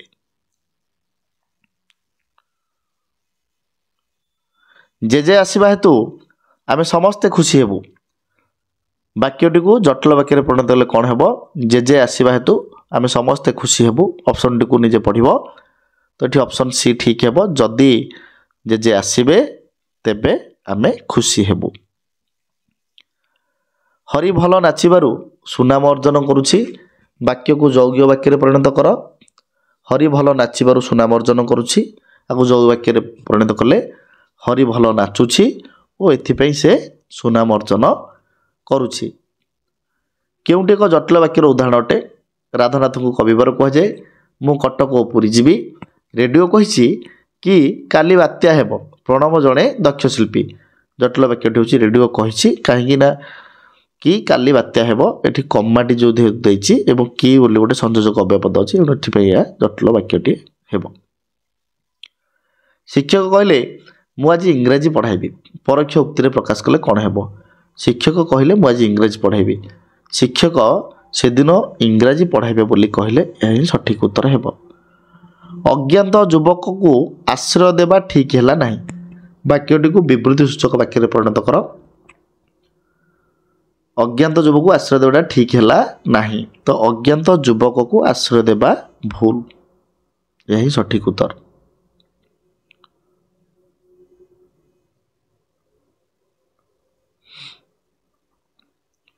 लंकारे हरि शब्द खोजिबा वृथा। वाक्यटी को विस्मयसूचक वाक्य रे परिणत कर। लंकारे हरि शब्द मिलवा संभव नुहे।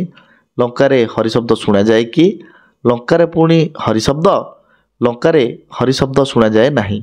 तो लंकारे पुणी हरि शब्द ऑप्शन सी करेक्ट आंसर। विजय कलिकता जीव।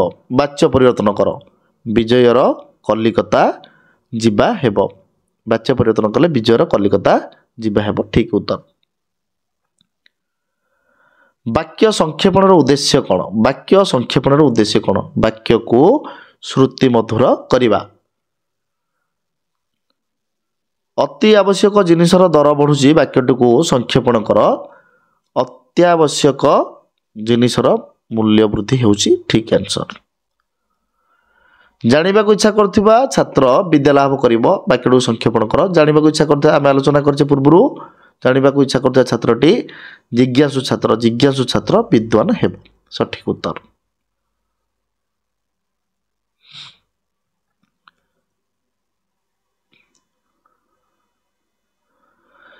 आलोचना करिबा विगत वर्षर हाईस्कल सर्टिफिकेट बा वार्षिक और सप्लीमेंटारी परीक्षा प्रश्न उत्तर 2024 रु 14 मसीहा जाए वाक्य विचार एक वाक्य गोटे पद अन्य पद गुड़िकर अर्थबोधता अपेक्षा कले ताकू कौन कह जाए ना आकांक्षा कह जाए।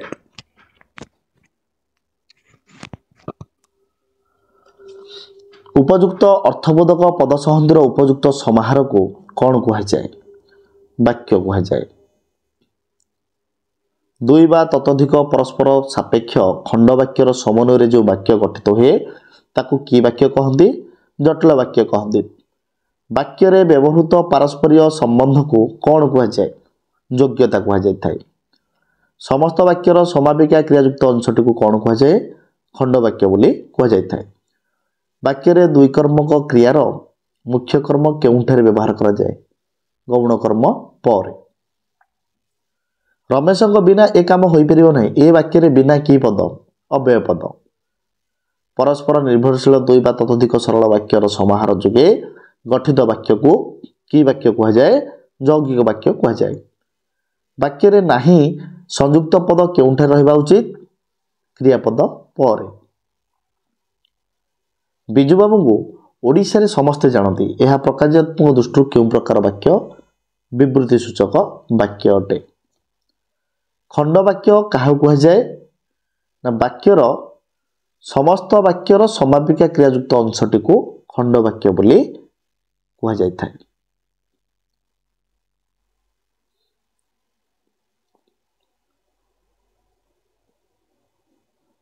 घरे अशांति देखा देइथिबारु मु सभा को जाई परिबे नाही यह केउं प्रकार वाक्य सरल वाक्य। एक बा एकाधिक पद मिलित हुई मनर भाव को संपूर्ण रूपे प्रकाश कले कौन हुए वाक्य होता है। केउं अवय यौगिक वाक्य गठन में सहायता करे संयोजक अवय पदटी यौगिक वाक्य गठन में सहायता प्रदान करिथाए। जमीदार पुओ सुरेंद्र ए मंदिर तोली यही वाक्य रे केउंटी संबोधित पद सुरेंद्र होउछि संबोधित पद। जमीदार पुओ सुरेंद्र ए मंदिर तोली यही वाक्य रे केउंटी संबंध पद एठी जमीदार होउछन्ति संबंध पद सुरेंद्र किंतु संबंधित पद। वाक्य रे न केउंठारे रहिबा उचित क्रियार पूर्वरु न बसी थाए। गोटे मात्र समापिका क्रिया थिबा वाक्य केउं प्रकार वाक्य सरल वाक्य। चतुर लोक सबुठी जिणती एठारे चतुर की पद चतुर विशेषण पद। मते शक्ति दियो प्रभु एठारे प्रभु की पद संबोधन पद। जमीदार पुओ सुरेंद्र ए मंदिर तोली ए वाक्य सुरेंद्र की पद कर्ता पद। वाक्य रे पदान्वयी अवय केउठारे व्यवहृत हुए संबंधित पदर परे परे वाक्य रे पदान्वयी अवय व्यवहृत होता है। अक्षय गोटे भल गीत गाइले एठारे गीत की पद एठारे गीतटी कर्म पद अटे।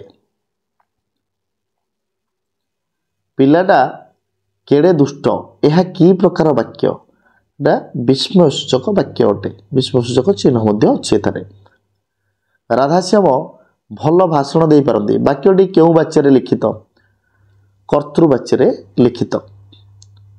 माँकर रंधा चली ए वाक्यटी क्यों वाच्य लिखित भाववाच्य लिखित। तमर नियम मु पाली परिबी तमर नियम मु पाली परिबी नहीं यह क्यों प्रकार वाक्य नास्ति सूचक वाक्य अटे। आज की टाण खरा यह की प्रकार वाक्य विस्मय सूचक वाक्य अटे। विजय कलिकता जीव यह की प्रकार वाक्य कर्तृवाक्य। सतरे तमे आसीछ यह क्यों प्रकार वाक्य विस्मय सूचक वाक्य। कालीर काम जदि आज करूछ तेबे आजिर काम एबे कर यह क्यों प्रकार वाक्य जटिल वाक्य। आज्ञा मते टिके साहाय्य करंतु यह क्यों प्रकार वाक्य ଅନୁରୋଧ ସୂଚକ ବାକ୍ୟ ଅଟେ। ମା ରାନ୍ଧୁଛନ୍ତି ଏହା କେଉଁ ପ୍ରକାର ବାଚ୍ୟ? କର୍ତ୍ତୃବାଚ୍ୟ। ବାକ୍ୟ ରୂପକୁ ସାଧାରଣତଃ କେତେ ଭାଗରେ ବିଭକ୍ତ କରାଯାଇଥାଏ? ବାକ୍ୟ ରୂପକୁ ସାଧାରଣତଃ ଦୁଇ ଭାଗରେ ବିଭକ୍ତ କରାଯାଇଥାଏ। ଏକରେ ଗଠନାତ୍ମକ ରୂପ, ଦୁଇଟି ହେଉଛି ପ୍ରକାରାତ୍ମକ ରୂପ। ବାପା କେବେ ଆଶା କରିନଥିଲେ ଯେ ସନାତନ ଶ୍ରେଣୀରେ ପ୍ରଥମେ ହେବ। ରେଖାଙ୍କିତ ଅଂଶଟି ସନାତନ ଶ୍ରେଣୀରେ ପ୍ରଥମ ହେବ। এই ଅଂଶଟି କି ପ୍ରକାର ବାକ୍ୟ? ନା ପ୍ରଧାନ ବାକ୍ୟ ଅଟେ। ଆଜି ଖରା ଖୁବ୍ ଟାଣ ଏହା କେଉଁ ପ୍ରକାର ବାକ୍ୟ?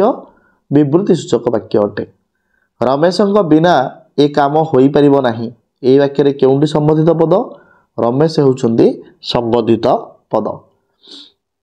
ଯେକୌଣସି ପ୍ରକାର ବାକ୍ୟର ସମନ୍ୱିତ ରୂପ କେଉଁ ପ୍ରକାର ବାକ୍ୟ? ମିଶ୍ର ବାକ୍ୟ ଅଟେ। ଲଙ୍କାରେ ହରି ଶବ୍ଦ ଖୋଜିବା ବୃଥା ଏହା କେଉଁ ପ୍ରକାର ବାକ୍ୟ? ବିବୃତ୍ତି ସୂଚକ ବାକ୍ୟ ଅଟେ। ଉତ୍କଳମଣି ଗୋପବନ୍ଧୁ ଥିଲେ ଜଣେ ସଚା ଦେଶ ସେବକ ଏହା କେଉଁ ପ୍ରକାର ବାକ୍ୟ? ବିବୃତ୍ତି ସୂଚକ ବାକ୍ୟ। କବିମାନଙ୍କ ମଧ୍ୟରେ ଶାରଳା ଦାସ ଆଦି କବି ଅଟନ୍ତି ଏହା କେଉଁ ପ୍ରକାର ବାକ୍ୟ? ବିବୃତ୍ତି ସୂଚକ ବାକ୍ୟ ଅଟେ। ତନୁଜାର ନାଚ ହେଉ ଏହା କେଉଁ ପ୍ରକାର ବାକ୍ୟ? ଏହା ଭାବବାଚ୍ୟ ଅଟେ। ଆଜି କେତେ ତାରିଖ? ପ୍ରଶ୍ନବାଚକ ଚିହ୍ନଟି ଅଛି। ଏହା କି ପ୍ରକାର ବାକ୍ୟ? ପ୍ରଶ୍ନ ସୂଚକ ବାକ୍ୟ ଅଟେ। ରାଧାଶ୍ୟାମଙ୍କ ଦ୍ୱାରା ଭଲ ଭାଷଣ ହୁଏ ଏହା କି ପ୍ରକାର ବାକ୍ୟ? ଏହା କର୍ମବାଚ୍ୟ ଅଟେ। ତାଙ୍କ ଦ୍ୱାରା ଲାଗିଛି, ତେଣୁ এই ଦ୍ୱାରା ଶବ୍ଦ ହେତୁ ଆମେ ଜାଣିପାରିବା ଏଇଟା କର୍ମବାଚ୍ୟରେ ଅଛି ବୋଲି। ଜେଜେ ଆସିବେ ଓ ଆମେ ସମସ୍ତେ ଖୁସି ହେବୁ ଏହା କେଉଁ ପ୍ରକାର ବାକ୍ୟ? ଏହା ଯୌଗିକ ବାକ୍ୟ ଅଟେ। ଲଙ୍କାରେ ହରିଶବ୍ଦ ମିଳିବା ସମ୍ଭବ ନୁହେଁ ଏହା କେଉଁ ପ୍ରକାର ବାକ୍ୟ? ନାସ୍ତି ସୂଚକ ବାକ୍ୟ ଅଟେ। ପ୍ରକାରାତ୍ମକ ରୂପ ଦୃଷ୍ଟିରୁ ବାକ୍ୟ କେତେ ପ୍ରକାର? ପ୍ରକାରାତ୍ମକ ରୂପ ଦୃଷ୍ଟିରୁ ବାକ୍ୟ 5 ପ୍ରକାର ହୋଇଥାଏ। ଜାଣିବାକୁ ଇଚ୍ଛା କରୁଥିବା ଛାତ୍ର ବିଦ୍ୟା ଲାଭ କରିବ ରେଖାଙ୍କିତ ପଦକୁ ସଂକ୍ଷେପଣ କଲେ କ'ଣ ହେବ? ଜିଜ୍ଞାସୁ ଛାତ୍ର। ଯାହା କରିବା ଉଚିତ ତାହା କର ଏହି ବାକ୍ୟଟିକୁ ସଂକ୍ଷେପରେ ପ୍ରକାଶ କଲେ ହେବ କର୍ତ୍ତବ୍ୟ କର। ଏହି ସଂକ୍ଷେପଣ କ୍ଷେତ୍ରରେ କାହାର ସାହାଯ୍ୟ ନିଆଯାଇଛି? ଏଠାରେ କୃଦନ୍ତ ପଦଟିର ସାହାଯ୍ୟ ନିଆଯାଇଅଛି। ପାନ ବେପାର କରୁଥିବା ଲୋକଟି ଅନ୍ୟ ଗ୍ରାମକୁ ଗଲା ରେଖାଙ୍କିତ ପଦକୁ ସଂକ୍ଷେପଣ କଲେ କ'ଣ ହେବ? ପାନରା ଅନ୍ୟ ଗ୍ରାମକୁ ଗଲା। ପାନ ବେପାର କରୁଥିବା ଲୋକଟିକୁ ସମ୍ପୂର୍ଣ୍ଣ ରୂପେ ପାନରା ବୋଲି କହିପାରିବା। ପବନର ବିପରୀତ ଦିଗରେ ସାଇକେଲ ଚଳାଇବା କଷ୍ଟକର ଏହାକୁ ସଂକ୍ଷେପଣ କଲେ ହେବ ପବନର ପ୍ରତିକୂଳରେ ସାଇକେଲ ଚଳାଇବା କଷ୍ଟକର। ଏହି ସଂକ୍ଷେପଣ କାହା ସାହାଯ୍ୟରେ କରାଯାଇଛି? ଉପସର୍ଗ ନା ପ୍ରତିକୂଳଟା ହେଉଛି ଗୋଟେ ଉପସର୍ଗ ଅଟେ। ବିଷ୍ଣୁ ଉପାସକ ମାନେ ଖୋଳ କରତାଳ ବଜାଇ ନାମ ଜପ କରୁଛନ୍ତି ଏହାକୁ ସଂକ୍ଷେପରେ ଲେଖିଲେ କ'ଣ ହେବ? ବୈଷ୍ଣବ ମାନେ କୀର୍ତ୍ତନ କରୁଛନ୍ତି। ତେବେ ଏହି ସଂକ୍ଷେପଣ କାହା ଦ୍ୱାରା ହୋଇଛି? ସମାର୍ଥବୋଧକ ଶବ୍ଦ ଦ୍ୱାରା ହୋଇଅଛି। ଯାହା କରିବା ଉଚିତ ତାହା କର ରେଖାଙ୍କିତ ପଦକୁ ସଂକ୍ଷେପଣ କଲେ କ'ଣ ହେବ? ନା କର୍ତ୍ତବ୍ୟ। ଯାହା କରିବା ଉଚିତ ତାହା ହେଉଛି କର୍ତ୍ତବ୍ୟ। ଆମ ସାହିତ୍ୟ ଶିକ୍ଷକ ଜଣେ ଜ୍ଞାନୀ ବ୍ୟକ୍ତି ଏହା କେଉଁ ପ୍ରକାର ବାକ୍ୟ? ଏହା ବିବୃତ୍ତି ସୂଚକ ବାକ୍ୟ ହୋଇଥାଏ। ଅତି ଅଧିକ ବକ୍ତବ୍ୟ ସ୍ପୃହଣୀୟ ନୁହେଁ ଏ ବାକ୍ୟଟିକୁ ସଂକ୍ଷେପରେ ପ୍ରକାଶ କଲେ ହେବ ଅତ୍ୟଧିକ ବକ୍ତବ୍ୟ ସ୍ପୃହଣୀୟ ନୁହେଁ। ଏହି ପରିବର୍ତ୍ତନରେ କିଏ ସହାୟତା କରିଛି? ସନ୍ଧିଗତ ସଂକ୍ଷେପଣ କରାଯାଇଛି। ଅତ୍ୟଧିକଟିକୁ ସନ୍ଧିଗତ କରାଯାଏ। ଅତିରିକ୍ତ ଅଧିକ ଅତ୍ୟଧିକ। ସ୍ୱାମୀ ଓ ସ୍ତ୍ରୀ ଦୁଇ ଜଣ ଯାକ ଆଜି ଆସିବେ ଏହି ବାକ୍ୟଟିକୁ ସଂକ୍ଷେପରେ ପ୍ରକାଶ କଲେ ହେବ ଦମ୍ପତି ଆଜି ଆସିବେ। ଏହି ପରିବର୍ତ୍ତନରେ କିଏ ସହାୟତା କରିଛି? ସମାସ ସହାୟତା କରିଅଛି। ସ୍ୱାମୀ ଓ ସ୍ତ୍ରୀ ଏ ଦୁଇଟି ଶବ୍ଦକୁ ଦମ୍ପତି ବୋଲି କହିଛି ଯାହାକି ସମାସ ମାଧ୍ୟମରେ ସଂକ୍ଷେପଣ କରାଯାଇଛି। ଗୋଟିଏ ମାତ୍ର ସମାପିକା କ୍ରିୟା ଥିବା ବାକ୍ୟ କେଉଁ ପ୍ରକାର ବାକ୍ୟ? ଯାହା ସରଳ ବାକ୍ୟ ଅଟେ।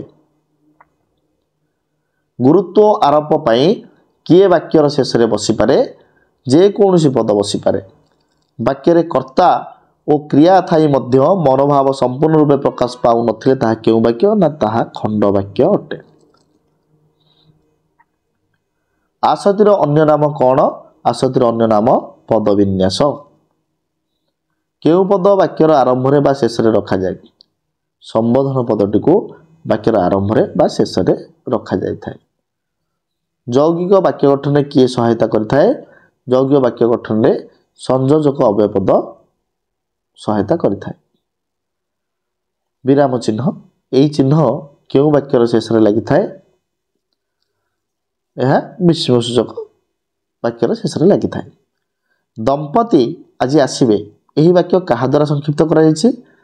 ପୂର୍ବରୁ ଆଲୋଚନା କରିଥିଲେ, ସମାସ ମାଧ୍ୟମରେ କରାଯାଇଛି। ନିର୍ଦ୍ଦିଷ୍ଟ ବିଷୟକ ବକ୍ତବ୍ୟ ପ୍ରକାଶ କରୁଥିବା ବାକ୍ୟକୁ କେଉଁ ବାକ୍ୟ କୁହାଯାଏ? ନା ବିବୃତ୍ତି ସୂଚକ ବାକ୍ୟ ବୋଲି କୁହାଯାଇଥାଏ। ଗୋଟିଏ ପ୍ରକାର ବାକ୍ୟକୁ ଅର୍ଥ ପରିବର୍ତ୍ତନ ନ କରି ଅନ୍ୟ ପ୍ରକାର ବାକ୍ୟରେ ପରିଣତ କରିବାକୁ କ'ଣ କୁହାଯାଏ?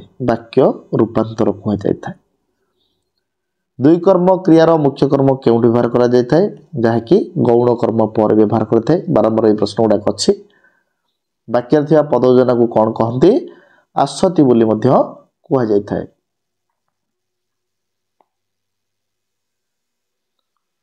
ପଣ୍ଡିତ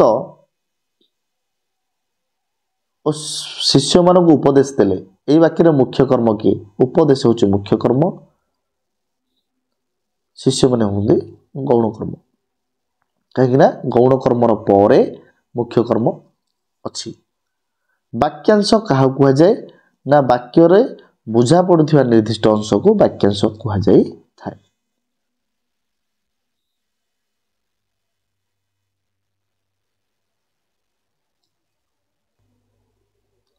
ଅକ୍ଷୟ ଗୋଟିଏ ଭଲ ଗୀତ ଗାଇଲେ, ଏହି ବାକ୍ୟରେ କେଉଁଠି କର୍ମ? ଗୀତ ହେଉଛି କର୍ମ। ସମ୍ପ୍ରଦାନକାରକ ପଦ ବାକ୍ୟର କେଉଁଠି ବ୍ୟବହୃତ ହୁଏ? କର୍ମ ପରେ ବା ପୂର୍ବରୁ ବ୍ୟବହୃତ ହୋଇଥାଏ। ଏବେ ଦେଖିବା କିଛି ଇମ୍ପୋର୍ଟାଣ୍ଟ କ୍ୱେଶ୍ଚିନ୍ ପୁଣି ଥରେ। ଚାରିଗୋଟି ସମ୍ଭାବ୍ୟ ଉତ୍ତର ମଧ୍ୟରୁ ସଠିକ୍ ଉତ୍ତରଟିକୁ ବାଛିକୁ ଲେଖିବ। ଶଙ୍ଖା ବ୍ୟବସାୟ କରୁଥିବା ଲୋକଟି ଗାଁକୁ ଆସିଥିଲା। ରେଖାଙ୍କିତ ପଦଟିକୁ ସଂକ୍ଷେପରେ ପ୍ରକାଶ କଲେ କ'ଣ ହେବ? ନା ଶଙ୍ଖାରୀ।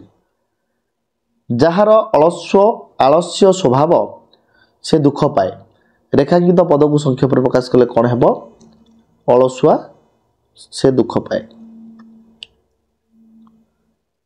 ବିଦ୍ୟା ଅର୍ଥ ଯାହାର ସେ ବହୁ କଷ୍ଟ କରେ। ରେଖାଙ୍କିତ ପଦଟି ସଂକ୍ଷେପରେ ପ୍ରକାଶ କର। ବିଦ୍ୟା ଅର୍ଥ ଯାହାର, ଅର୍ଥାତ୍ ବିଦ୍ୟାର୍ଥୀ। ଦଶରଥଙ୍କ ପୁଅ ସତ୍ୟବାଦୀ ଥିଲେ। ରେଖାଙ୍କିତ ପଦଟି କି ପ୍ରକାର ବାକ୍ୟ? ଦଶରଥଙ୍କ ପୁଅ ଦାଶରଥୀ। ଜାଣିବାକୁ ଇଚ୍ଛୁକ ବ୍ୟକ୍ତି ଅନେକ ଗ୍ରନ୍ଥ ପାଠ କରେ। ଜାଣିବାକୁ ଇଚ୍ଛୁକ ବ୍ୟକ୍ତିକୁ ସଂକ୍ଷେପରେ ପ୍ରକାଶ କଲେ କ'ଣ ହେବ? ନା ଜିଜ୍ଞାସୁ ଅନେକ ଗ୍ରନ୍ଥ ପାଠ କରେ। ଯେ ସତ୍ୟ କୁହେ ସେ ପ୍ରଶଂସା ପାଏ। ସଂକ୍ଷେପରେ ପ୍ରକାଶ କର। ସତ୍ୟବାଦୀ। 3, 4, 5, 6, 10, 12 ମଧ୍ୟରେ ସବୁଠାରୁ ଛୋଟ ସଂଖ୍ୟାଟି 3। ରେଖାଙ୍କିତ ପଦଟି ସଂକ୍ଷେପରେ ପ୍ରକାଶ କର। ଛୋଟ ସଂଖ୍ୟାଟିକୁ ସଂକ୍ଷେପରେ ପ୍ରକାଶ କଲେ କ୍ଷୁଦ୍ରତମ ସଂଖ୍ୟା ହୋଇଥାଏ। ସୈନିକ ଦେଶ ରକ୍ଷା କରେ, ମାତ୍ର କୃଷକ ଦେଶ ରକ୍ଷା କରେ। ଏହା କି ପ୍ରକାର ବାକ୍ୟ? ଏହା ଯୌଗିକ ବାକ୍ୟ। ଯେଉଁ ବାକ୍ୟରେ କର୍ତ୍ତାନୁସାରେ କ୍ରିୟାପଦ ବସିଥାଏ ବା କ୍ରିୟା କର୍ତ୍ତାର ଅନୁଗାମୀ ହୁଏ ତାକୁ କେଉଁ ବାଚ୍ୟ କୁହନ୍ତି? ତାହାକୁ କର୍ତ୍ତୃବାଚ୍ୟ କୁହନ୍ତି। କେଉଁ ବାଚ୍ୟରେ କର୍ମର ପ୍ରାଧାନ୍ୟ ଥାଏ? କର୍ମ ବାଚ୍ୟରେ କର୍ମର ପ୍ରାଧାନ୍ୟ ଥାଏ। କର୍ତ୍ତୃବାଚ୍ୟରେ କର୍ତ୍ତାର ପ୍ରାଧାନ୍ୟ ଥାଏ। ଭାବ ବାଚ୍ୟରେ କ୍ରିୟାର ପ୍ରାଧାନ୍ୟ ଥାଏ। ଦେବାନନ୍ଦଙ୍କ ଦ୍ୱାରା ଭଲ ଚିତ୍ର ଅଙ୍କା ଯାଇଛି। ଏହା କି ବାଚ୍ୟର ଉଦାହରଣ? ଏହା କର୍ମ ବାଚ୍ୟର ଉଦାହରଣ। କେଉଁ ବାଚ୍ୟରେ କ୍ରିୟା ନିଜେ କର୍ତ୍ତା ରୂପେ ବ୍ୟବହୃତ ହୋଇଥାଏ? ଭାବ ବାଚ୍ୟରେ କ୍ରିୟା କର୍ତ୍ତା ରୂପେ ନିଜେ ବ୍ୟବହାର ହୋଇଥାଏ। ଗୋଟେ ଶୁଦ୍ଧ ବାକ୍ୟରେ କେଉଁ ଲକ୍ଷଣ ନଥାଏ? ସୌନ୍ଦର୍ଯ୍ୟ ନଥାଏ। ଗୋଟେ ଶୁଦ୍ଧ ବାକ୍ୟରେ ସୌନ୍ଦର୍ଯ୍ୟ ନଥାଏ। ରବିବାର ଦିନ ଚପଳା, ଏହା ବାକ୍ୟର କେଉଁ ଲକ୍ଷଣ ଉଦାହରଣ ଅଟେ? ରବିବାର ଦିନ ଚପଳା, ଏହା ଆକାଂକ୍ଷା ଅଟେ। ବାକ୍ୟରେ ବୁଝାପଡ଼ିଥିବା ନିର୍ଦ୍ଦିଷ୍ଟ ଅଂଶକୁ ବା କେତୋଟି ପଦ ସଂହତିକୁ କ'ଣ କୁହାଯାଏ? ବାକ୍ୟାଂଶ ବୋଲି କୁହାଯାଇଥାଏ। ବାକ୍ୟରେ କ୍ରିୟାପଦ କେଉଁଠି ରହେ? ବାକ୍ୟରେ କ୍ରିୟାପଦ ଶେଷରେ ହିଁ ରହିଥାଏ। ବାକ୍ୟରେ ସମ୍ବୋଧନ ପଦ କେଉଁଠି ବସେ? ବାକ୍ୟରେ ସମ୍ବୋଧନ ପଦ ଆରମ୍ଭରେ ବସେ। ବାକ୍ୟରେ ସମ୍ବନ୍ଧ ପଦ କେଉଁଠି ବସେ? ସମ୍ବନ୍ଧିତ ପଦ ପୂର୍ବରୁ ବସିଥାଏ। ଗୁରୁତ୍ୱ ଆରୋପ ପାଇଁ ଯେକୌଣସି ପଦ ବାକ୍ୟର କେଉଁଠି ବସିପାରେ? ଶେଷରେ ବସିପାରେ। ବେଳେବେଳେ ଅଧିକରଣ କାରକୁ କେଉଁଠି ରଖାଯାଏ? ନା ବାକ୍ୟର ଆରମ୍ଭରେ ରଖାଯାଇଥାଏ। ନମିତାକୁ ତାଙ୍କ ଘର ଲୋକ ଭଲ ପାଆନ୍ତି। ଏହି ବାକ୍ୟରେ ଭଲ ପାଆନ୍ତି ପଦଟି କେଉଁ ପ୍ରକାରର କ୍ରିୟା ଅଟେ? ସମାପିକା କ୍ରିୟା ଅଟେ। ଏ ବର୍ଷ ପ୍ରବଳ ଶୀତ ହେଉଛି। ପ୍ରକାର୍ଯ୍ୟ ଦୃଷ୍ଟିରୁ ଏହା କି ପ୍ରକାର ବାକ୍ୟ? ବିବୃତ୍ତି ସୂଚକ ବାକ୍ୟ ଅଟେ। ଓହୋ କି ଶୀତ। ପ୍ରକାର୍ଯ୍ୟଗତ ଦୃଷ୍ଟିରୁ ଏହା କି ପ୍ରକାର ବାକ୍ୟ? ଏହା ବିସ୍ମୟ ସୂଚକ ବାକ୍ୟ ଅଟେ। ଦୟାକରି ଏ କାମଟା କରିଦିଅନ୍ତୁ। ଏହା କି ପ୍ରକାର ବାକ୍ୟ? ଏହା ଅନୁରୋଧ ସୂଚକ ବାକ୍ୟ ଅଟେ। ସ୍ୱାମୀ ଓ ସ୍ତ୍ରୀ ଏହା ସଂକ୍ଷେପରେ କ'ଣ ହେବ? ଦମ୍ପତି। ପାନ ବେପାର କରେ ଯେ ଏକ ପଦରେ କ'ଣ ହେବ? ନା ପାନରା। ଅତି ଆବଶ୍ୟକ ଏହାକୁ ସନ୍ଧି କଲେ କ'ଣ ହେବ? ଅତ୍ୟାବଶ୍ୟକ।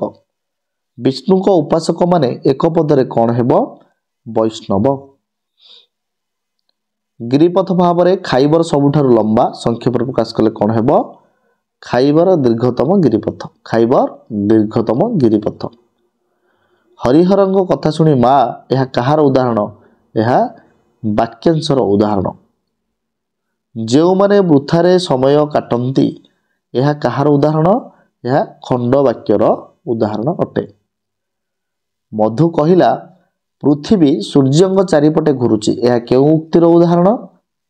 ପ୍ରତ୍ୟକ୍ଷ ଉକ୍ତି। କାରଣ ପ୍ରତ୍ୟକ୍ଷ ଉକ୍ତିରେ କମା ଏବଂ ଉଦ୍ଧୃତି ଚିହ୍ନର ବ୍ୟବହାର ସଦାସର୍ବଦା ହୋଇଥାଏ।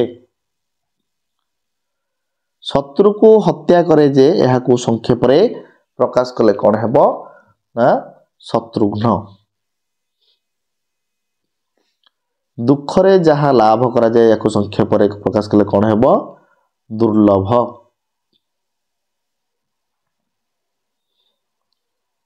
ବାପା ଗୋପାଳକୁ ବହିଟି ଦେଲେ। ଏ ବାକ୍ୟରେ ଗୋପାଳକୁ କେଉଁ କାରକ? ନା ଏହାକୁ ସମ୍ପ୍ରଦାନ କାରକର ପଦ ବୋଲି କୁହାଯାଇଥାଏ। ରାଘବ ସୁଦାମାକୁ ବେତରେ ପିଟିଲେ। ଏହି ବାକ୍ୟରେ ବେତରେ କେଉଁ କାରକର ପଦ? ନା ଏହା ରେ ହେଲେ ବା ଦ୍ୱାରା ବୋଲି ବୁଝାଉଛି କରଣ କାରକର ପଦ ବୋଲି ଆମେ କହିଥାଉ। ମନୋଜ ଶ୍ରେଣୀରେ ବସିଲା ମାତ୍ର ପଢ଼ିପାରିଲା ନାହିଁ। ଏ ବାକ୍ୟରେ ମାତ୍ର କି ପଦ? ଏଠାରେ ମାତ୍ର ଅବ୍ୟୟ ପଦ ଅଟେ। ପବନର ବିପରୀତ ଦିଗରେ ସାଇକେଲ ଚଲାଇବା କଷ୍ଟକର। ରେଖାଙ୍କିତ ପଦକୁ ସଂକ୍ଷେପ କଲେ କ'ଣ ହେବ? ପ୍ରତିକୂଳରେ। ଗଛଟି ପାଣିରେ ଜଳିଗଲା। ଏହା କାହିଁ ଗୋଟେ ବାକ୍ୟ ବନି? କାରଣ ଏଠାରେ ଯୋଗ୍ୟତାର ଅଭାବ ଅଛି। କାରଣ ଗଛଟି କଦାପି ପାଣିରେ କେବେ ଜଳିପାରିବ ନାହିଁ। ହୋଇ ହେଲେ ପ୍ରାପ୍ତ ବୁଧତ୍ୱ ଗୌତମ ତପସିଦ୍ଧ। ଏହା କାହିଁକି ବାକ୍ୟ ନୁହେଁ? କାରଣ ଏଠାରେ ଆସକ୍ତିର ଅଭାବ ଅଛି ବା ଆସକ୍ତିର ଅଭାବ ହେତୁ ଏହା ଏକ ସମ୍ପୂର୍ଣ୍ଣ ବାକ୍ୟ ହୋଇପାରିବ ନାହିଁ। ବାକ୍ୟରେ ଦୁଇ କର୍ମକ କ୍ରିୟାର ଗୌଣ କର୍ମ କେଉଁଠାରେ ବସେ? ନା ମୁଖ୍ୟ କର୍ମ ପୂର୍ବରୁ ବସିଥାଏ। ସକାଳେ କାମ ଆରମ୍ଭ ହୁଏ। ରେଖାଙ୍କିତ ପଦଟି ସକାଳେ କାମ ଆରମ୍ଭ ହୁଏ। ଏ ରେଖାଙ୍କିତ ପଦଟି କେଉଁ କାରକ? ନା ଅଧିକରଣ କାରକ। ରେ ହେଲେ ସକାଳରେ ବା ସକାଳେ ସପ୍ତମୀ ବିଭକ୍ତି ହୋଇଥାଏ। ଯୌଗିକ ଓ ଜଟିଳ ବାକ୍ୟରେ ଯେଉଁ ଖଣ୍ଡ ବାକ୍ୟ ଉପରେ ଅନ୍ୟ ଖଣ୍ଡ ବାକ୍ୟ ଗୁଡ଼ିକ ନିର୍ଭର କରିଥାନ୍ତି ତାହାକୁ କେଉଁ ବାକ୍ୟ କୁହାଯାଏ? ନା ତାହାକୁ ପ୍ରଧାନ ବାକ୍ୟ ବୋଲି କୁହାଯାଇଥାଏ। ପ୍ରଧାନ ବାକ୍ୟ ଓ ଆଶ୍ରିତ ବାକ୍ୟର ସମ୍ମିଶ୍ରଣରେ କେଉଁ ବାକ୍ୟ ଗଠିତ? ଜଟିଳ ବାକ୍ୟ ଗଠିତ ହୋଇଥାଏ। ଯେଉଁମାନେ ଜନ୍ମଭୂମିକୁ ଭଲ ପାଆନ୍ତି ନାହିଁ ସେମାନେ ମଣିଷ ନୁହନ୍ତି। ଏହା କେଉଁ ପ୍ରକାର ବାକ୍ୟ ଅଟେ? ଏହା ଜଟିଳ ବାକ୍ୟ ଅଟେ। ଉତ୍କଳମଣି ଗୋପବନ୍ଧୁ ଥିଲେ ସଚ୍ଚା ଦେଶ ସେବକ। ଏହାକୁ ନାସ୍ତି ସୂଚକ ବାକ୍ୟରେ ପରିଣତ କଲେ କ'ଣ ହେବ? ଏହାକୁ ଉତ୍କଳମଣି ଗୋପବନ୍ଧୁଙ୍କ ଭଳି ସଚ୍ଚା ଦେଶ ସେବକ ଆଉ ନାହାନ୍ତି। ବିଜୟ କଲିକତା ଯିବ। ଏହାର କର୍ମବାଚ୍ୟ କ'ଣ ହେବ? ନା ବିଜୟର କଲିକତା ଯିବା ହେବ। ବାତ୍ୟା କି ଭୟଙ୍କର। ପ୍ରକାର୍ଯ୍ୟ ଦୃଷ୍ଟିରୁ ଏହା କି ପ୍ରକାର ବାକ୍ୟ? ଏହା ବିସ୍ମୟ ସୂଚକ ବାକ୍ୟ ଅଟେ। ତୁମେ ଦୀର୍ଘାୟୁ ହୁଅ। ପ୍ରକାର୍ଯ୍ୟ ଦୃଷ୍ଟିରୁ ଏହା କି ପ୍ରକାର ବାକ୍ୟ? ଏହା ଆଦେଶ ସୂଚକ ବାକ୍ୟ ଅଟେ। ବକ୍ତାର ଉକ୍ତିକୁ ତାରି ଭାଷାରେ अविकल प्रकाश करने को उक्ति कहती ताकू प्रत्यक्ष उक्ति कही ଯେଉଁଠାରେ ବକ୍ତାର ଉକ୍ତି ଅବିକଳ ଉଦ୍ଧୃତ ନ ହୋଇ ଅନ୍ୟ ଜଣଙ୍କ ଭାଷାରେ ଭିନ୍ନ ଭାବେ ପ୍ରକାଶ କରାଯାଇଥାଏ ତାହାକୁ କ'ଣ କହନ୍ତି ନା ତାହାକୁ ପରୋକ୍ଷ ଉକ୍ତି କହନ୍ତି। ଶ୍ୟାମ ସେଠାକୁ ଯାଉଥିଲା ବୋଲି କହିଲା, ଏହା କେଉଁ ଉକ୍ତିର ଉଦାହରଣ? ଏହା ପରୋକ୍ଷ ଉକ୍ତିର ଉଦାହରଣ। ବାକ୍ୟରେ ପଦ ସଂଯୋଜନା ପାଇଁ କେତୋଟି ଉପାଦାନର ଆବଶ୍ୟକତା ଅଛି? 3ଟି ଉପାଦାନର ଆବଶ୍ୟକତା ଅଛି। कही जानिले कथा सुंदर, कही जानिले डैश सुंदर, शून्यस्थान पूर्ण कर, यह कथा सुंदर। गध गुड़िए आकाश में उड़ुंट, एठारे पद संयोजन के उपादान अभाव अच्छी? एठारे योग्यतार अभाव अच्छी, कारण गध गुड़िक केबे आकाश में उड़ी पारिबे नाही। रामचंद्र पितृसत्य पालन करी जंगल को जाइथिले, रेखांकित अंश को कौन कहते? यहाकू पद कहते, कारण रामचंद्र गोटे पद, पितृसत्य आउ गोटे पद, पालन गोटे, करी जंगल को जाइथिले, सब गोटे गोटे पदर उदाहरण अटे। केउं वाक्य रे गोटे मात्र समापिका क्रिया थाए? सरल वाक्य रे गोटे मात्र समापिका क्रिया थाए। जो पद द्वारा दुई बा ततोधिक पद बा वाक्यर संयोग करा जाय ताकू कोन कहंती? ताहाकू संयोजक पद कहंती। केउं वाक्य रे दुई बा ततोधिक सरल वाक्यर संयोग घटिताए? यौगिक वाक्य रे दुई बा ततोधिक सरल वाक्यर संयोग घटिताए। वाक्य रे क्रिया सकर्मक होइथिले कर्म पदटी केउंठारे बसे? ताहा क्रियार पूर्वरु बसी थाए। अरुण काली गछरे चढ़ी आंब तोड़ीथिला, यह कौन अटे? यह संपूर्ण वक्तव्य अटे। एक बा एकाधिक पद मिलित होई मनर भाव को संपूर्ण रूपे प्रकाश कले ताकू कौन कह जाए? ताहाकू वाक्य कह जाय थाए। सार्थक वाक्यर केतोटी लक्षण थाए? 3टी लक्षण थाए। छेलीटी भल गीत बोलुची, एठारे वाक्यर केउं उपादान अभाव अछि? एठारे योग्यतार अभाव अछि, कारण छेलीटी केबे भल गीत गाई परिबो नाही बा गीत टोटल गाई परिबो नाही। मदन सहित डैश, एठारे केउं उपादान अभाव अछि? मदन सहित एटा आकांक्षार अभाव अछि। वाक्यर थिबा पद योजना बा सौंदर्य को कौन कह जाए? वाक्यर थिबा पद योजना बा सौंदर्य को आसति बोली कह जाई थाए। वाक्यर केउं उपादान को पद विन्यास कह जाए? आसति को पद विन्यास बोली कह जाई थाए। पंडित शिष्य मान को उपदेश देले, एही वाक्य रे मुख्य कर्मटी किए? उपदेश हेउची मुख्य कर्म अटे। हे भगवान मते रक्षा कर, एथिरे भगवान एही पदटी की पद? एही पदटी संबोधन पद अटे। वाक्य रे क्रिया सकर्मक होइतिले कर्म पद केउंठारे बसे? वाक्य रे क्रिया सकर्मक होइतिले कर्म पद क्रियार पूर्वरु बसी थाए। केतेबेले प्रत्येक संबंध पद विभक्ति युक्त हुए ना विभिन्न व्यक्ति सहित संबंध बुझाइबा को हेले, व्यक्ति संबंध बुझाइले सेठारे संबंध पद विभक्ति युक्त होइथाए। वाक्यर रूप मुख्यतः केते प्रकार? वाक्यर रूप मुख्यतः 2 प्रकार। गठन दृष्टि वाक्य केते प्रकार? गठनात्मक दृष्टि वाक्य 4 प्रकार अटे। आम साहित्य शिक्षक जने ज्ञानी व्यक्ति, गठन दृष्टि यह केउं प्रकार वाक्य? यह सरल वाक्य अटे। जेउ झियोटी नाचुची से रामर भौणी, गठन दृष्टि यह केउं प्रकार वाक्य? यह जटिल वाक्य अटे। कविमानक मध्यरे कालिदास श्रेष्ठ, प्रकाश दृष्टि यह केउं प्रकार वाक्य? यह विवृत्ति सूचक वाक्य अटे। घरटी को सफा कर दियो, प्रकार दृष्टि यह केउं प्रकार वाक्य? यह अनुरोध बा आदेश सूचक वाक्य अटे। कौनसी प्रश्नर सूचना प्रदान करुथिबा वाक्य को केउं वाक्य कह जाए? ना प्रश्न सूचक वाक्य कह जाई थाए। तुमे केबे आसिलो, प्रकाश दृष्टि यह केउं प्रकार वाक्य? यह प्रश्न सूचक वाक्य अटे। जो वाक्य विस्मय भाव प्रकाश करे ताकू केउं वाक्य कह जाए? ताहाकू विस्मय सूचक वाक्य बोली आमे कहि थाउ। नास्ति सूचना प्रदान करुथिबा वाक्य को कौन कहंती? नास्ति सूचक वाक्य बोली आमे कहि थाउ। वाक्यर केउंठारे कर्ता व्यवहृत हुए? वाक्यर आरंभ रे कर्ता व्यवहृत होइथाए।